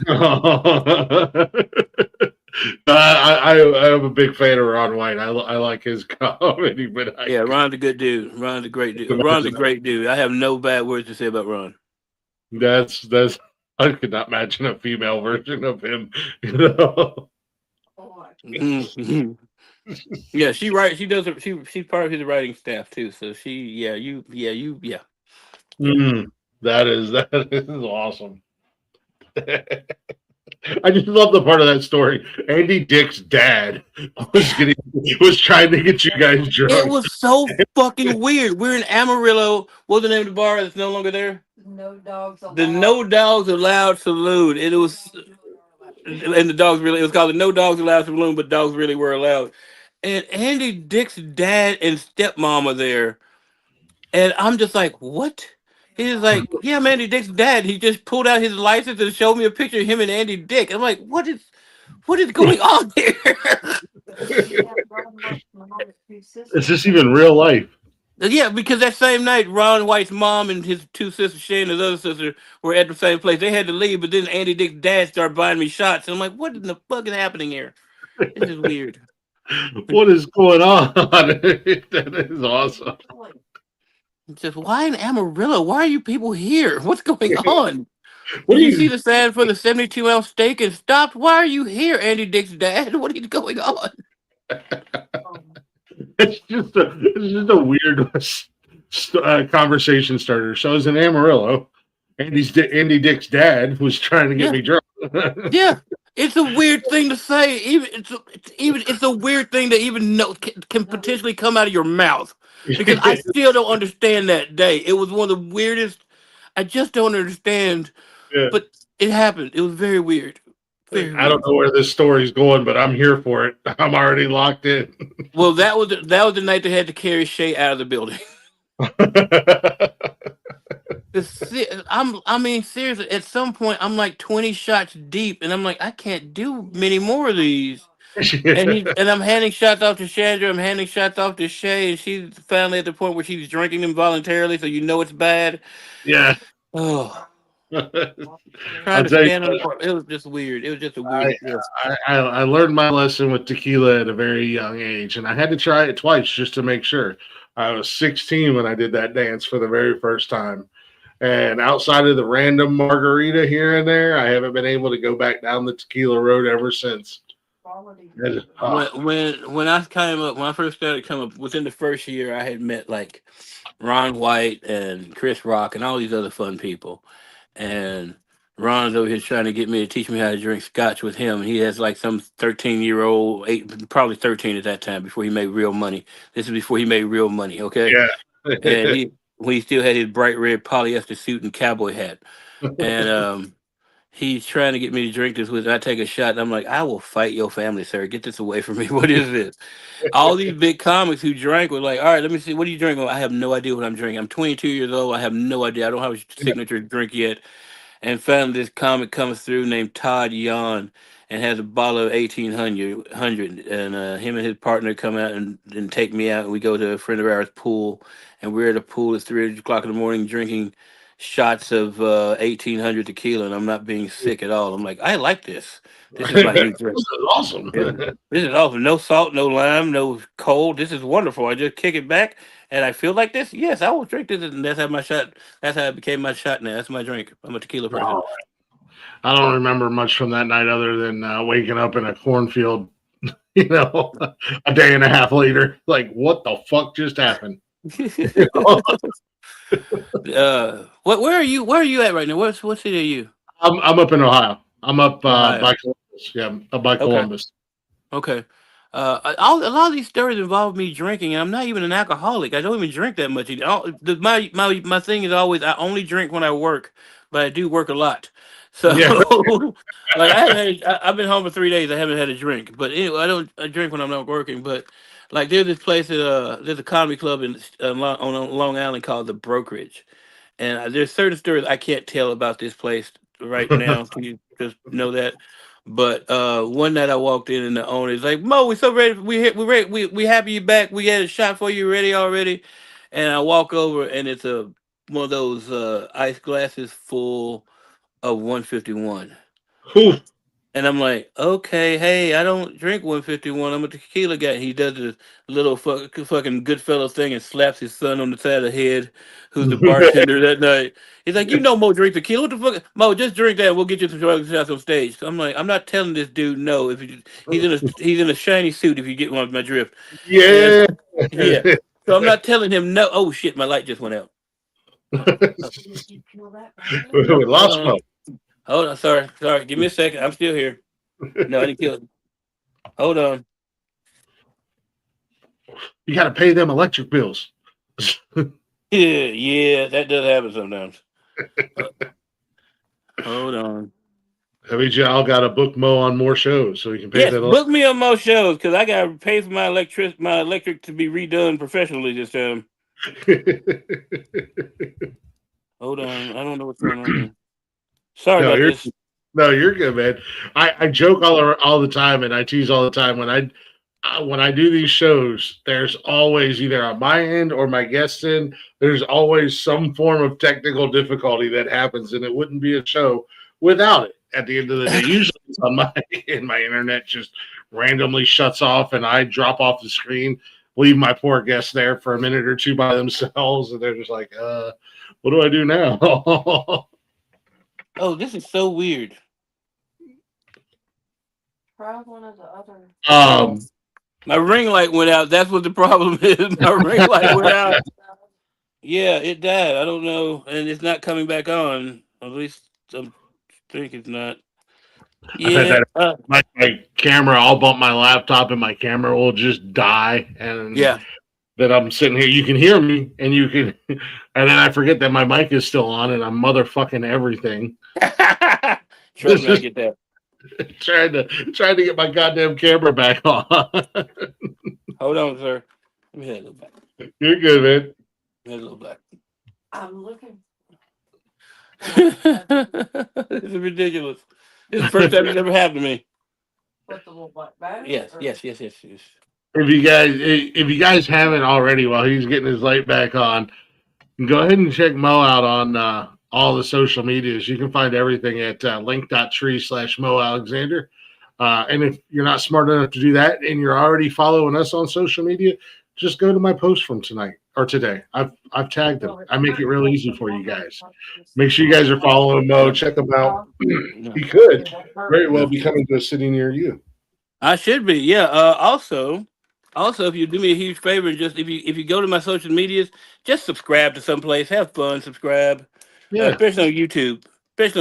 Because I really need to get those numbers up so I can be paid to stand and yep, my light died. So hold on, we gotta figure out something real quick. My light died. We're working on the light situation. Yeah. Can you bring that to me actually? I'm going to go follow you right now on YouTube. which is Mo Alexander Comedy, folks. Mo Alexander Comedy. Mo Alexander Comedy. Yep. There you go. Subscribed. Turn your Yes, sir. notifications on too when you subscribe to people. That way you get all the little dillies on your phone and you know what they're doing when they do things. There we go. I Hey, look like a hey. ghost. I look like a ghost. Spooky. You know, the ghost of Mo Williams has joined us. He died again. Mo Alexander. I'm not Mo Williams. Not Mo Williams, but I don't know why I said Williams. I think I That's was a, looking. that is so weird to me. That is so weird to me. It's not because I just had experience with that before. Because wow. Okay. Yeah, I I have to just had look to. down at my phone as I was saying that, and there was like because I was on your YouTube channel, but there was an ad below it. And it was for Yeah. Williams. Oh, that is so weird. A friend of mine. Williams or some shit. A friend of mine whose last name was Williams died once. I mean, she literally died while she was talking to me on the phone, Hmm. and we had talked about she wanted me to go buy a Jeep, right? She was telling me I was about to go buy a car. She's like, "Go buy yourself a Jeep. You'll love a Jeep. It'll last forever." And she died, right? And it just messed me up real bad. But the next week they had this huge sale, and I bought a Jeep Grand Cherokee for like 18 cash. And Nice. this is like 2005, 2006. And while I was getting the money from the bank to, the cashier checks from the bank over to take to the car dealership, the guy was like, "Here your car, here's your paperwork, Mr. Williams." I'm like, "Why are you calling me Williams?"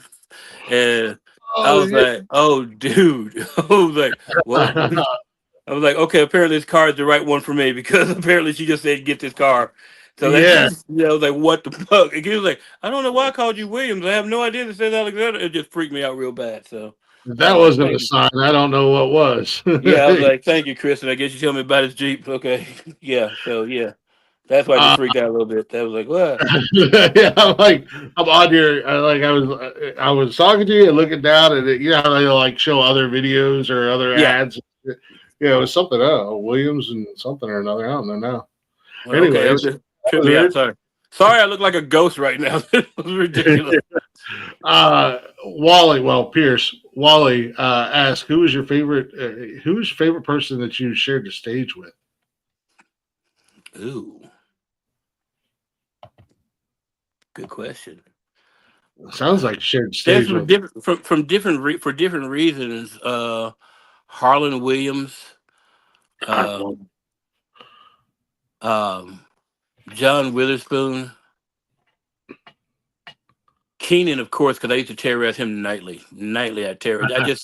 I just say shit to him to make just see if I can make him laugh, just to make Nah. him break. Yeah, because like for instance, the time with Keenan and I went, one of the shows we were on was a riverboat casino in Biloxi, Mississippi. It was called yeah, it was a riverboat casino, and it was called the Grand. It was these huge casinos in the '90s and early 2000s, and it's a riverboat, but it's kind of landlocked, but you still can feel the barge move every now and again if the Yeah, wind yeah, gets yeah. rough. And it was a thunderstorm this night. The building, Oh, the show was still sold out. We had like 2,500 people at this show, right? And as I'm passing by Keenan's dressing room, I was just stuck my head in. I was like, "Hey man, I hope this boat that don't break free tonight. We already had one free boat ride. We don't need another one." And he just throws something at me like, "Get the fuck out of my room!" and just laughs at me. no, And then, but I walk up on stage, and that's the first words out of my mouth. And Keenan is on the side of the stage, like, "What in the fuck is wrong with you?" He's like, "I can't believe you just said that." I did say that to a bunch of white people in Mississippi. And I did say that. And he's just like, "What is wrong?" I just see him on the side of the stage, like, "What the fuck are you doing?" Yeah, sorry. of all places. Of all places, well, I mean, I have horrible material. I mean, you're 44. You might remember the time that Saturday Night Live had Jesse Jackson read Green Eggs and Ham on TV. I don't know if you ever saw that. That's a real thing. That's a real thing that happened. And Yeah. I used to have a bit about it a long time ago in the '90s about how he wasn't their first choice. Originally, they wanted the black Muslim leader Louis Farrakhan to read it, but he was busy that week. Yeah. But he did send in his own version, and I'd like to read it to y'all. And okay, so this is one of these bad bits. Okay, this is one that gets me in trouble. I don't care. Okay, so we're in Atlantic City, New Jersey this night. We're in Atlantic City, New Jersey, at this place called I can't, the Claridge Casino, and it's free night. It's free night. So what this night is the casino has given all the high rollers passes and comp tickets to this show because it's Keenan Ivory Wayans from Yeah. I'm gonna get you sucker, Living Color, and I'm up here doing my stuff, and I'm dark. I'm real dark. And I'm over there talking about how Louis Farrakhan wrote his own version, but he was not allowed to say. But I do have that version. I'd like to read it to you right now. Know exactly what I've told you, Click. I'm in Atlantic City, New Jersey, on High Roller Free Night. I'm about to recite Louis Farrakhan's reading of Green Eggs and Ham. It starts like Sam I am. I will not eat green eggs and ham. I will not eat them in a shoe. I will not eat them with a Jew. I will not eat them on a plane because pork can make a brother insane. I will not eat them. Now, the only people who are laughing are me, the sound guy, and Keenan. There's that. The only three black people in the building. Everyone else is quiet and his air has been sucked out of the room. And like, I want to eat them in the tree because that's where you crazy ass white people was trying to hang me. And you hear this huge from the sound guy. I will not eat them, Sam I am. I will not eat them, you blue eyed white devil bastards. And, and it's perfect because I know what I've just done, but I didn't realize it was that many people out there who didn't know Keenan Ivory Wayans or Mo whatever. And I'm like I'm not freaked out because no one's laughing. The sound guy is dying. Keenan is dying. Did you ever watch in Living Color? Did you ever watch that show? Color, yeah. You ever remember when Keenan used to impersonate Arsenio Hall? He put the big booty on and just dance around. He was doing that on the side of the stage, laughing. He's like, just laughing his ass off. Yeah. That is awesome. I was going to say, there's that dead room we were talking about earlier. Oh yeah. Oh yeah. It was the only night that was dead. The other three shows were great, but that one, they didn't warn me it was free high roller night. I was like, oh, these people expect. And I walked down there, 90-year-old white people in fur coats. I'm like, oh, this is not good. This is fucking up here. Let's go. It's like, this is going to be a story for later. I'm sure it is. That is awesome. Yeah. Oh man, it's just the idea of being on the road with Keenan, and you don't hear bad stories about any of the Waynes, for one, but they're all fucking hilarious. Like, yeah. I mean, I've never had the opportunity to see any of their stand up, although, yeah, but if you ever get to see a Wayne, make sure it's Damon. I would love to see Damon. Damon is the best comedian of them all. Keenan's the best writer. And then the other two do what they do. Whatever it is that they do. No, but I mean, they're all hilarious. And yeah, no, I ain't got nothing but love for the Wayans. I mean, I grew up watching them. In Living Color. I'm gonna get you, sucker. Even the more serious roles. Oh yeah, with like Last Boy Scout and stuff like that. And then Glimmer Man. Yeah. My favorite part about that Glimmer Man story, he was like, "Look, I didn't write or direct that. I was just in it. Shut up. You still did it. You know you did. You know what you did. You still did it at the end of the day." And of course, Sean and Marlon with their success and doing whatever they do with the movies and TV and stuff like that, man. It's just a insanely talented family, and have that opportunity that young into your career had to be amazing. Yeah, it was amazing. It was amazing for me. I really enjoyed it. I learned a lot from him. I'm a troublemaker, and he was just like every time something would happen, he just shake his head like, "What is wrong with you?" I was like, "I don't You sound like me. I'm an instigator. I'm a pot know." stirrer. Yeah. You One know? night, one time when I was at the casino, just with my friends, just my regular friends, my friends Dino and Stacy and Greg, we were all just hanging out, and we are all old punk rock kids. And some woman walks up to us and says, "Are you guys a band?" And we're like, my friend Dino didn't even miss a beat; he just went into a British accent. He was like, "Yes, we're Oz Crack Caviar. We'll be playing center stage." And I'm like, "God damn it, what are you doing?" Son of a bitch. So now my fake band always is Ass Crack Caviar. Is That's our fake band when something Nice. happens. Yeah, that's a great band name too. Ass Crack Caviar, come on. He came right up with that. I'm just like, what is Yeah, wrong with you? that's a great band name. We back in the day, remember when like Guitar Hero and Rock Band was real popular? Yeah, yeah. My ex-wife and two of our old friends, my kids as godparents, we used to play that game every weekend. Like, we would drink and play it, and we had our band name on there was the Dingleberry Buttsickles. Nice one. Where the I hell respect that. I respect that. I don't know where the hell it came from, but it was just one of those random things. But yeah, no, I love the troublemakers, the instigators, because that's how I am. I'm a pot stirrer. I mean, at work the other day, a couple guys were having a spirited debate about whether the Earth was flat or not, and I don't care either Oh way. God. I'm just sitting in the shop listening to them, dying laughing, and every couple minutes I would just throw in some random bullshit just to get them. And they weren't even getting mad at me; they were getting mad at each other That's with funny. off of my bullshit. That's funny. And I'm glad you did that. Nobody should be saying the earth is flat in 2026. Yeah.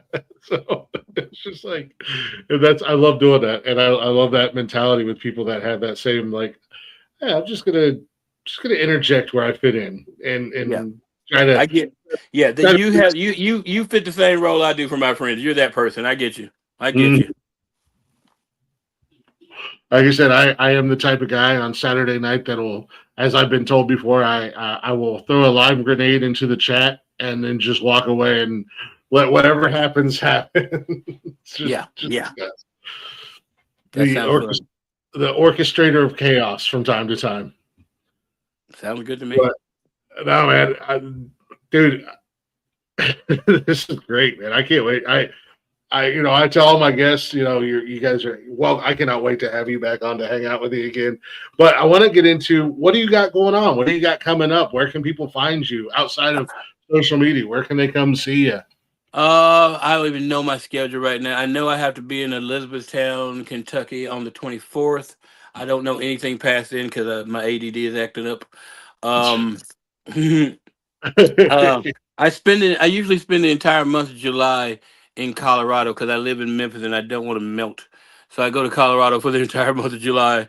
So I'll be those dates will be up. Oh, pardon me. Those dates will be up soon. What's going on right now is I'm prepping to record 3 separate albums. Oh wow! Yeah, I have the new stuff that I want to do. I have another one I want to do called Family Affair, which is kind of explains why I am like I am, and my whole family, the weird shit that happened to me because of my family.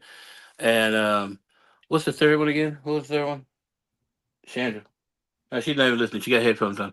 There's a third one. I can't even think of the name right there. But there's 3 different albums. With the one that's going to come out anyway on Stand Up Records, and then there's this one about the story album, the Family Affair album, and then there's a third one. I can't remember what it is right now. I think we just might re-record the Got Clots album, which is about me having 77 days in the hospital, 13 different surgeries, dying 2.5 times, Jesus. and a male nurse who I got fired. Oh wow! Yeah, it's all true stories. Everything. 77 days in the hospital will make you because all the drugs they gave me because this was my pain regimen at the time because they had given me every 3 or 4 hours. This is the shots I was getting.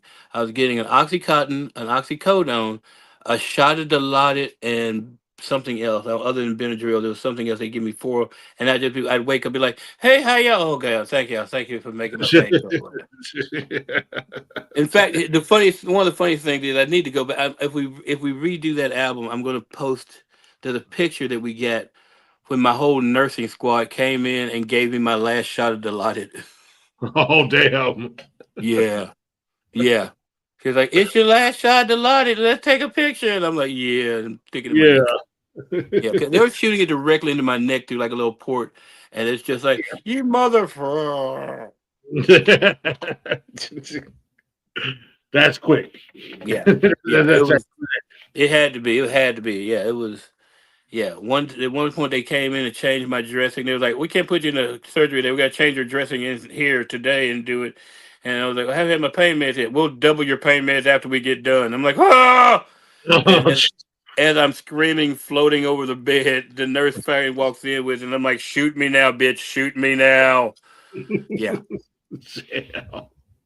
So I gotta ask you, you doing the comedy albums and stuff like that, and in a world where like everybody's got a special on Netflix, there's a Prime. special on Tubi right now called Mo Possum Blues. That's my first one I recorded for Stand Up Records. You can go watch it on Tubi right now. Oh, hell yeah, I was gonna Yeah. mention TV. Mo Possum Blues. You can see me riding a possum, which is my original possum. His name was Poncho. But yes, that's a real possum on that title on that album. Yeah, on that Hell yeah. video. Yeah. So with the albums, I mean, are they successful? Are people still listening to them and stuff like that? Like you would think Yeah, most people are like, yeah. "I It's messed up because I randomly get checks from what is CD Bank because the first 4 or 5 albums or first 5 or 6. I'm sorry, I produced myself and then I moved over and got them with Stand Up Records on for Mo Possum Blues.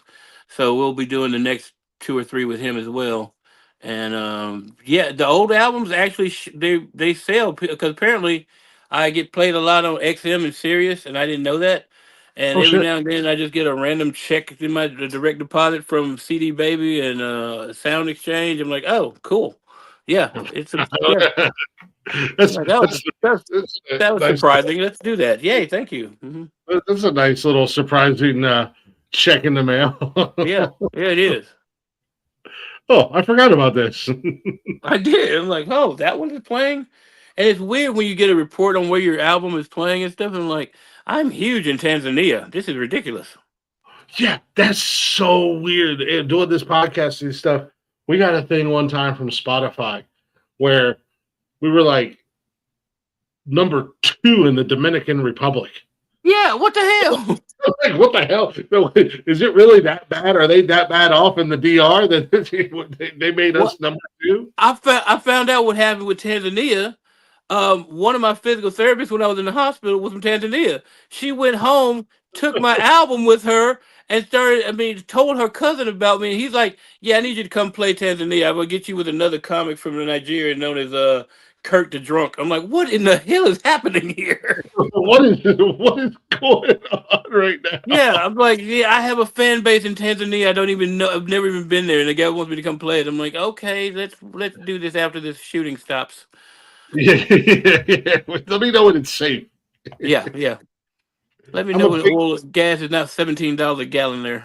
Yeah, I'm a big target. I need to be Mhm. safe. Exactly, exactly. No, I love that the random like notifications like, oh, you've reached this in this random ass, or sometimes we'll do something and there'll be a copyright infringement, and it's like if YouTube is blocked or your show is blocked in some territories, and you click on it, and it's let alone do I not even know where it's at. I can't even pronounce the name of Yeah, this country or it's territory or whatever, and I'm like, that's not gonna so fuck up our algorithm that bad. it's so weird. I'm like, why am I trending in Azerbaijan or wherever Star Trek country that is? Yeah, right. It's like, hey, whatever. Apparently, if they're watching, cheers. One of these Exactly. days, Their people, money translates into dollars somehow. somehow, some way. Yeah, no.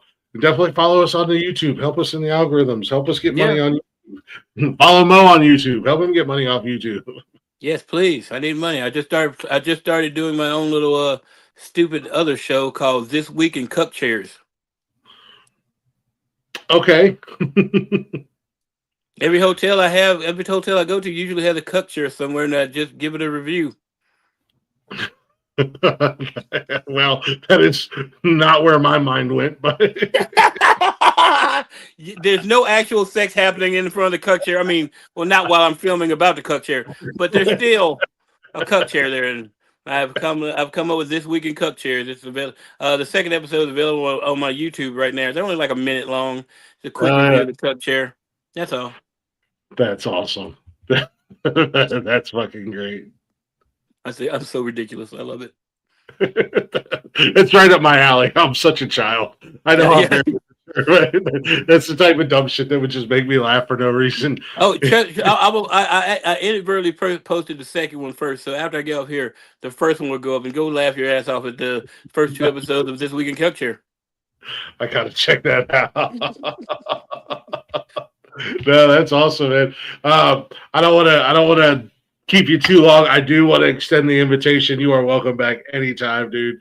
This was awesome. You are amazing, and I'm sure you've got a million more stories.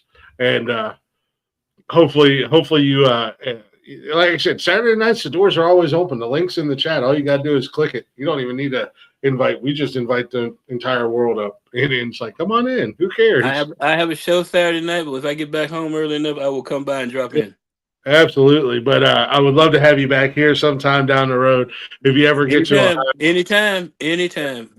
You got me. You got my number. You got my information. We'll do this again. Oh yeah, definitely. If you ever get up into near the Ohio area, definitely let me know. I got a. Oh, I'll let you know. I'll let you know. I'll get him. Thanks for coming out and seeing my friend Mo tonight. He was great, right? Hey, this is Jackie. She's gonna help talk about Mo after the show. let me introduce Aunt Jackie. You know she lived in Detroit. Don't say that. She'll come down. She'll come down. Just. Hey, Detroit's only a couple hours for me. Yeah, that's what I'm saying. No, that would be awesome. I have a standing rule. Like, if former guests of either my music show or this show get within 3 to 4 hours, I'll make a trip. I like road trips, and it gives me an excuse to escape for a weekend randomly. So, well, as soon as I book something up there, I will let you know, and we can have some fun. Hell yeah, I'm in for it. I'm down for all the shenanigans and the fuckery at the end of the day. Before I let you jump off here, or before I let you go, man, I know this is kind of cheesy and cliche, but it is what it is because I think it's cool and I think it's awesome. Two things. Yeah. Or you can combine them into one thing. Any advice for anybody thinking about getting into comedy or life advice in general? Comedy advice first. Don't do it unless you love it. Don't do it unless it calls your name. Don't be like a vampire needing the blood. If you just want to do it because you're like, oh, this would be fun for a while, don't. You're just taking your space from the people who need to do this. And but always have fun and be funny. I mean, you can be as long as you're funny, you can get away with a lot of things. Mm-hmm. But if you don't love this, if you don't think that your soul is going to be crushed unless you do this, don't do this. Don't do this. It's not for everybody. You have to be a very certain kind of strange human being to do this. I mean, I live in hotels, pretty much, constantly on the road, dealing with bullshit. Hotel people and hotel. If it wasn't for me writing new stuff and getting on stage every night, it wouldn't be worth it. But it is. So that's what I still do. Life advice: have fun and piss people off. Ain't that the damn truth? That's what I do.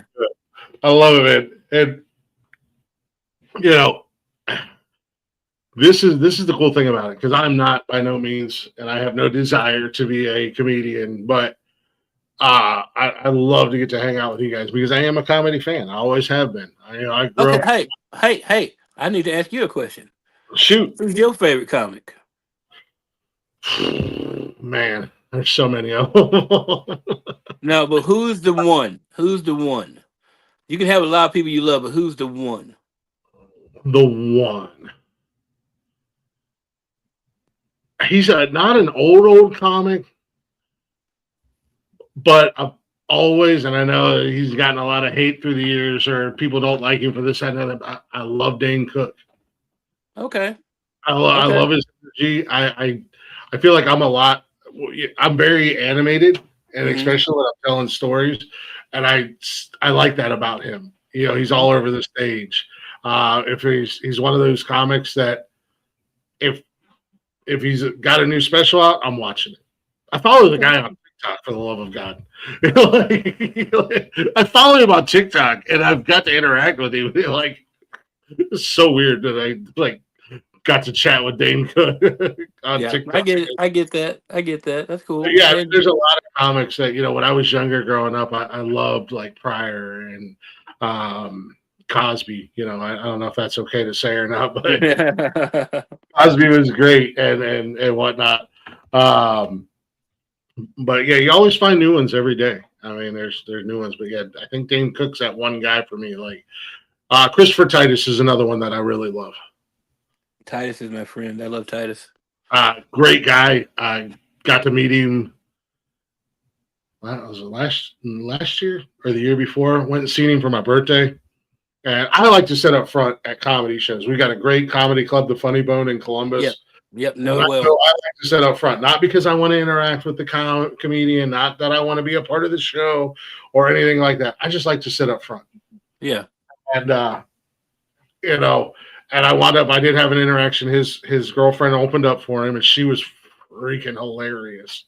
And I had a little bit of an interaction with her just because she was making fun of people from Ohio. And I didn't even think I was vocal about it. I was just like, hell yeah. So it was from then on, every time she would say something, she'd go, hell yeah. I just came out and he was doing, he does his spiel about life and divorce and everything. And, I'm only a few years out from mine. And I remember the beginning stages was hell. And I was just kind of shaking my head in agreement while I was laughing. And we had a little interaction. And then afterwards, during the meet and greet, I'm like, I'm going to go pay. And as I was coming around, I was in line. He had seen me and he's like, oh, can you go back? And I want to talk to you afterwards. And wound up talking to him for about 10 minutes. Got my picture, like we took pictures and all kinds of stuff. Great dude. And I've been watching him since I was a kid.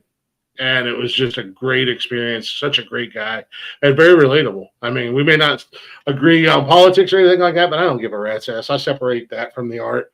But just to be able to have that interaction with him was really cool, especially somebody that I've been watching and listening to since I was a kid. Yeah, Chris is a great dude. I'm the guy who gave his first copies of Black Album because he's a bigger Prince fan than I am, and that's hard to be. Damn. Chris Tucker, Chris Rock, Damon Lee. Chris Tucker, and Damon Wayans. Dude, one of the funniest nights I know we gotta go, but one of the best nights of my life was when I first started, probably 2 years in, and everybody was in the city that night for some reason doing shows. Like it was Steve in the green room, at the office of the owner at the Comedy Zone in Memphis, underneath the club.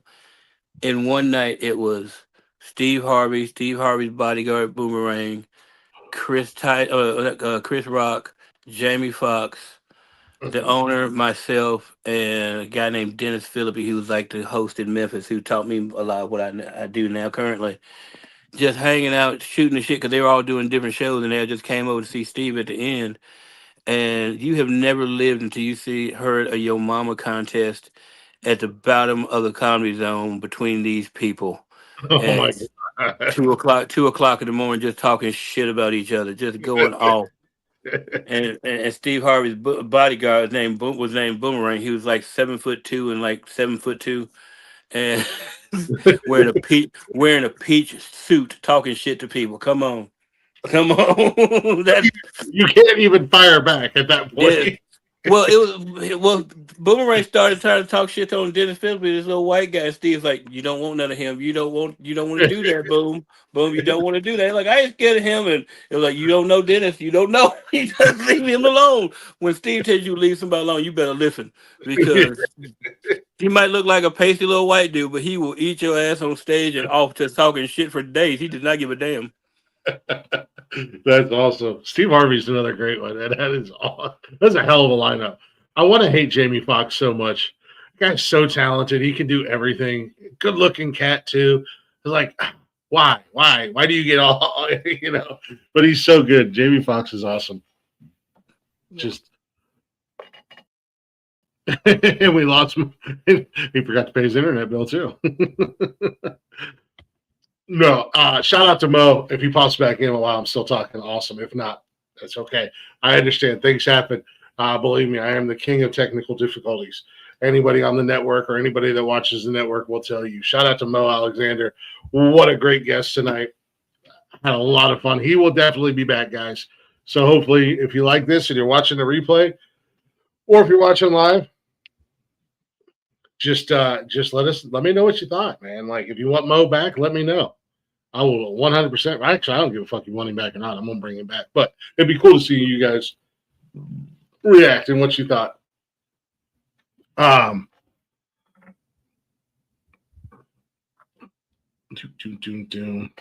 anywho's, I'll do my little spiel. Wally, are you doing anything the rest of the week?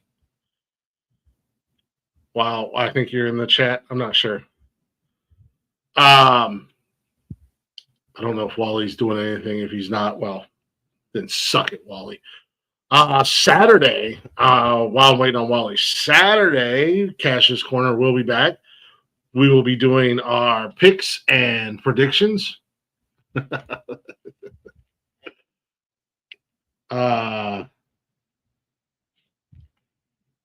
going to respond to.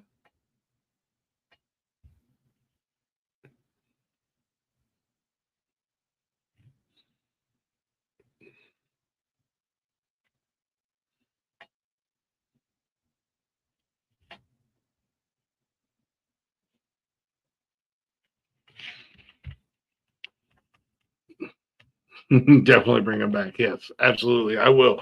I will 100% be bringing Mo back. And it'd be cool if he pops in on a Saturday night too, man. Let him get in on that fuckery and bullshit on a Saturday night. But Saturday morning-ish. Okay, Speedway Stories and Wally's Motorsports tomorrow and Friday. Saturday morning-ish. Wally, if you're available, jump up on the panel. We will be doing Cash's Corner, making our wrestling picks and predictions. Cash, myself, and Kayla's going to get involved. So that's cool. She told me today when we were on our way out here to her parents' house that she wants to make picks. So she will be involved on the show. And then the invite was sent out to Wally and Rock. Rock, maybe not, because it'll be really early his time. So then we got that. And then Saturday night, at least for a little bit on Saturday night, we will be doing a WrestleMania watch party on Nonsensical Nonsense. So we got that going on. We'll be watching it and talking about it and doing our normal Saturday night bullshit. So if you're a wrestling fan, tune in for that. And then nothing going on Sundays. On this Sunday. Then Monday we get right back in it. Tuesday I have Zay Grassley. Yes. I have Zay Grassley on Tuesday for Glick's House of Music, and I have Dawn Smith on Wednesday for she's not allowed. I'll make sure I'll tell her that you said that. And then Wednesday I got Dawn Smith on this show. So lots of guests coming up, and I'm super excited because already got 2 guests that are coming back that I'm really excited to have back on Glick's House of Music next month, first couple weeks. So lots of shit going on as always, lots of things happening, lots of guests. It's just a lot going on here on the Nonsensical Network between my show, Wally's show. We got a new show starting soon. Lots and lots of stuff going on. So appreciate you guys watching. Appreciate you guys hanging out. Appreciate you guys supporting everything we do. Keep doing it. Don't forget to tell a friend. Make sure they subscribe. And yeah, man. Doing hopefully a rough truck panel Monday night with the guys. Nice little rough truck action on Monday night. Hell yeah, with the panel. Hell yeah, that's awesome. I like it. I dig it. But yeah, man, things are going great. We're loving it. We're having a lot of fun doing what we're doing and staying busy as all get out here on the network. Oh God, now I got hiccups. So again, life's too short not to laugh. Be good or be good at it, baby. I got a little Garth Brooks if he was heavy metal for you guys.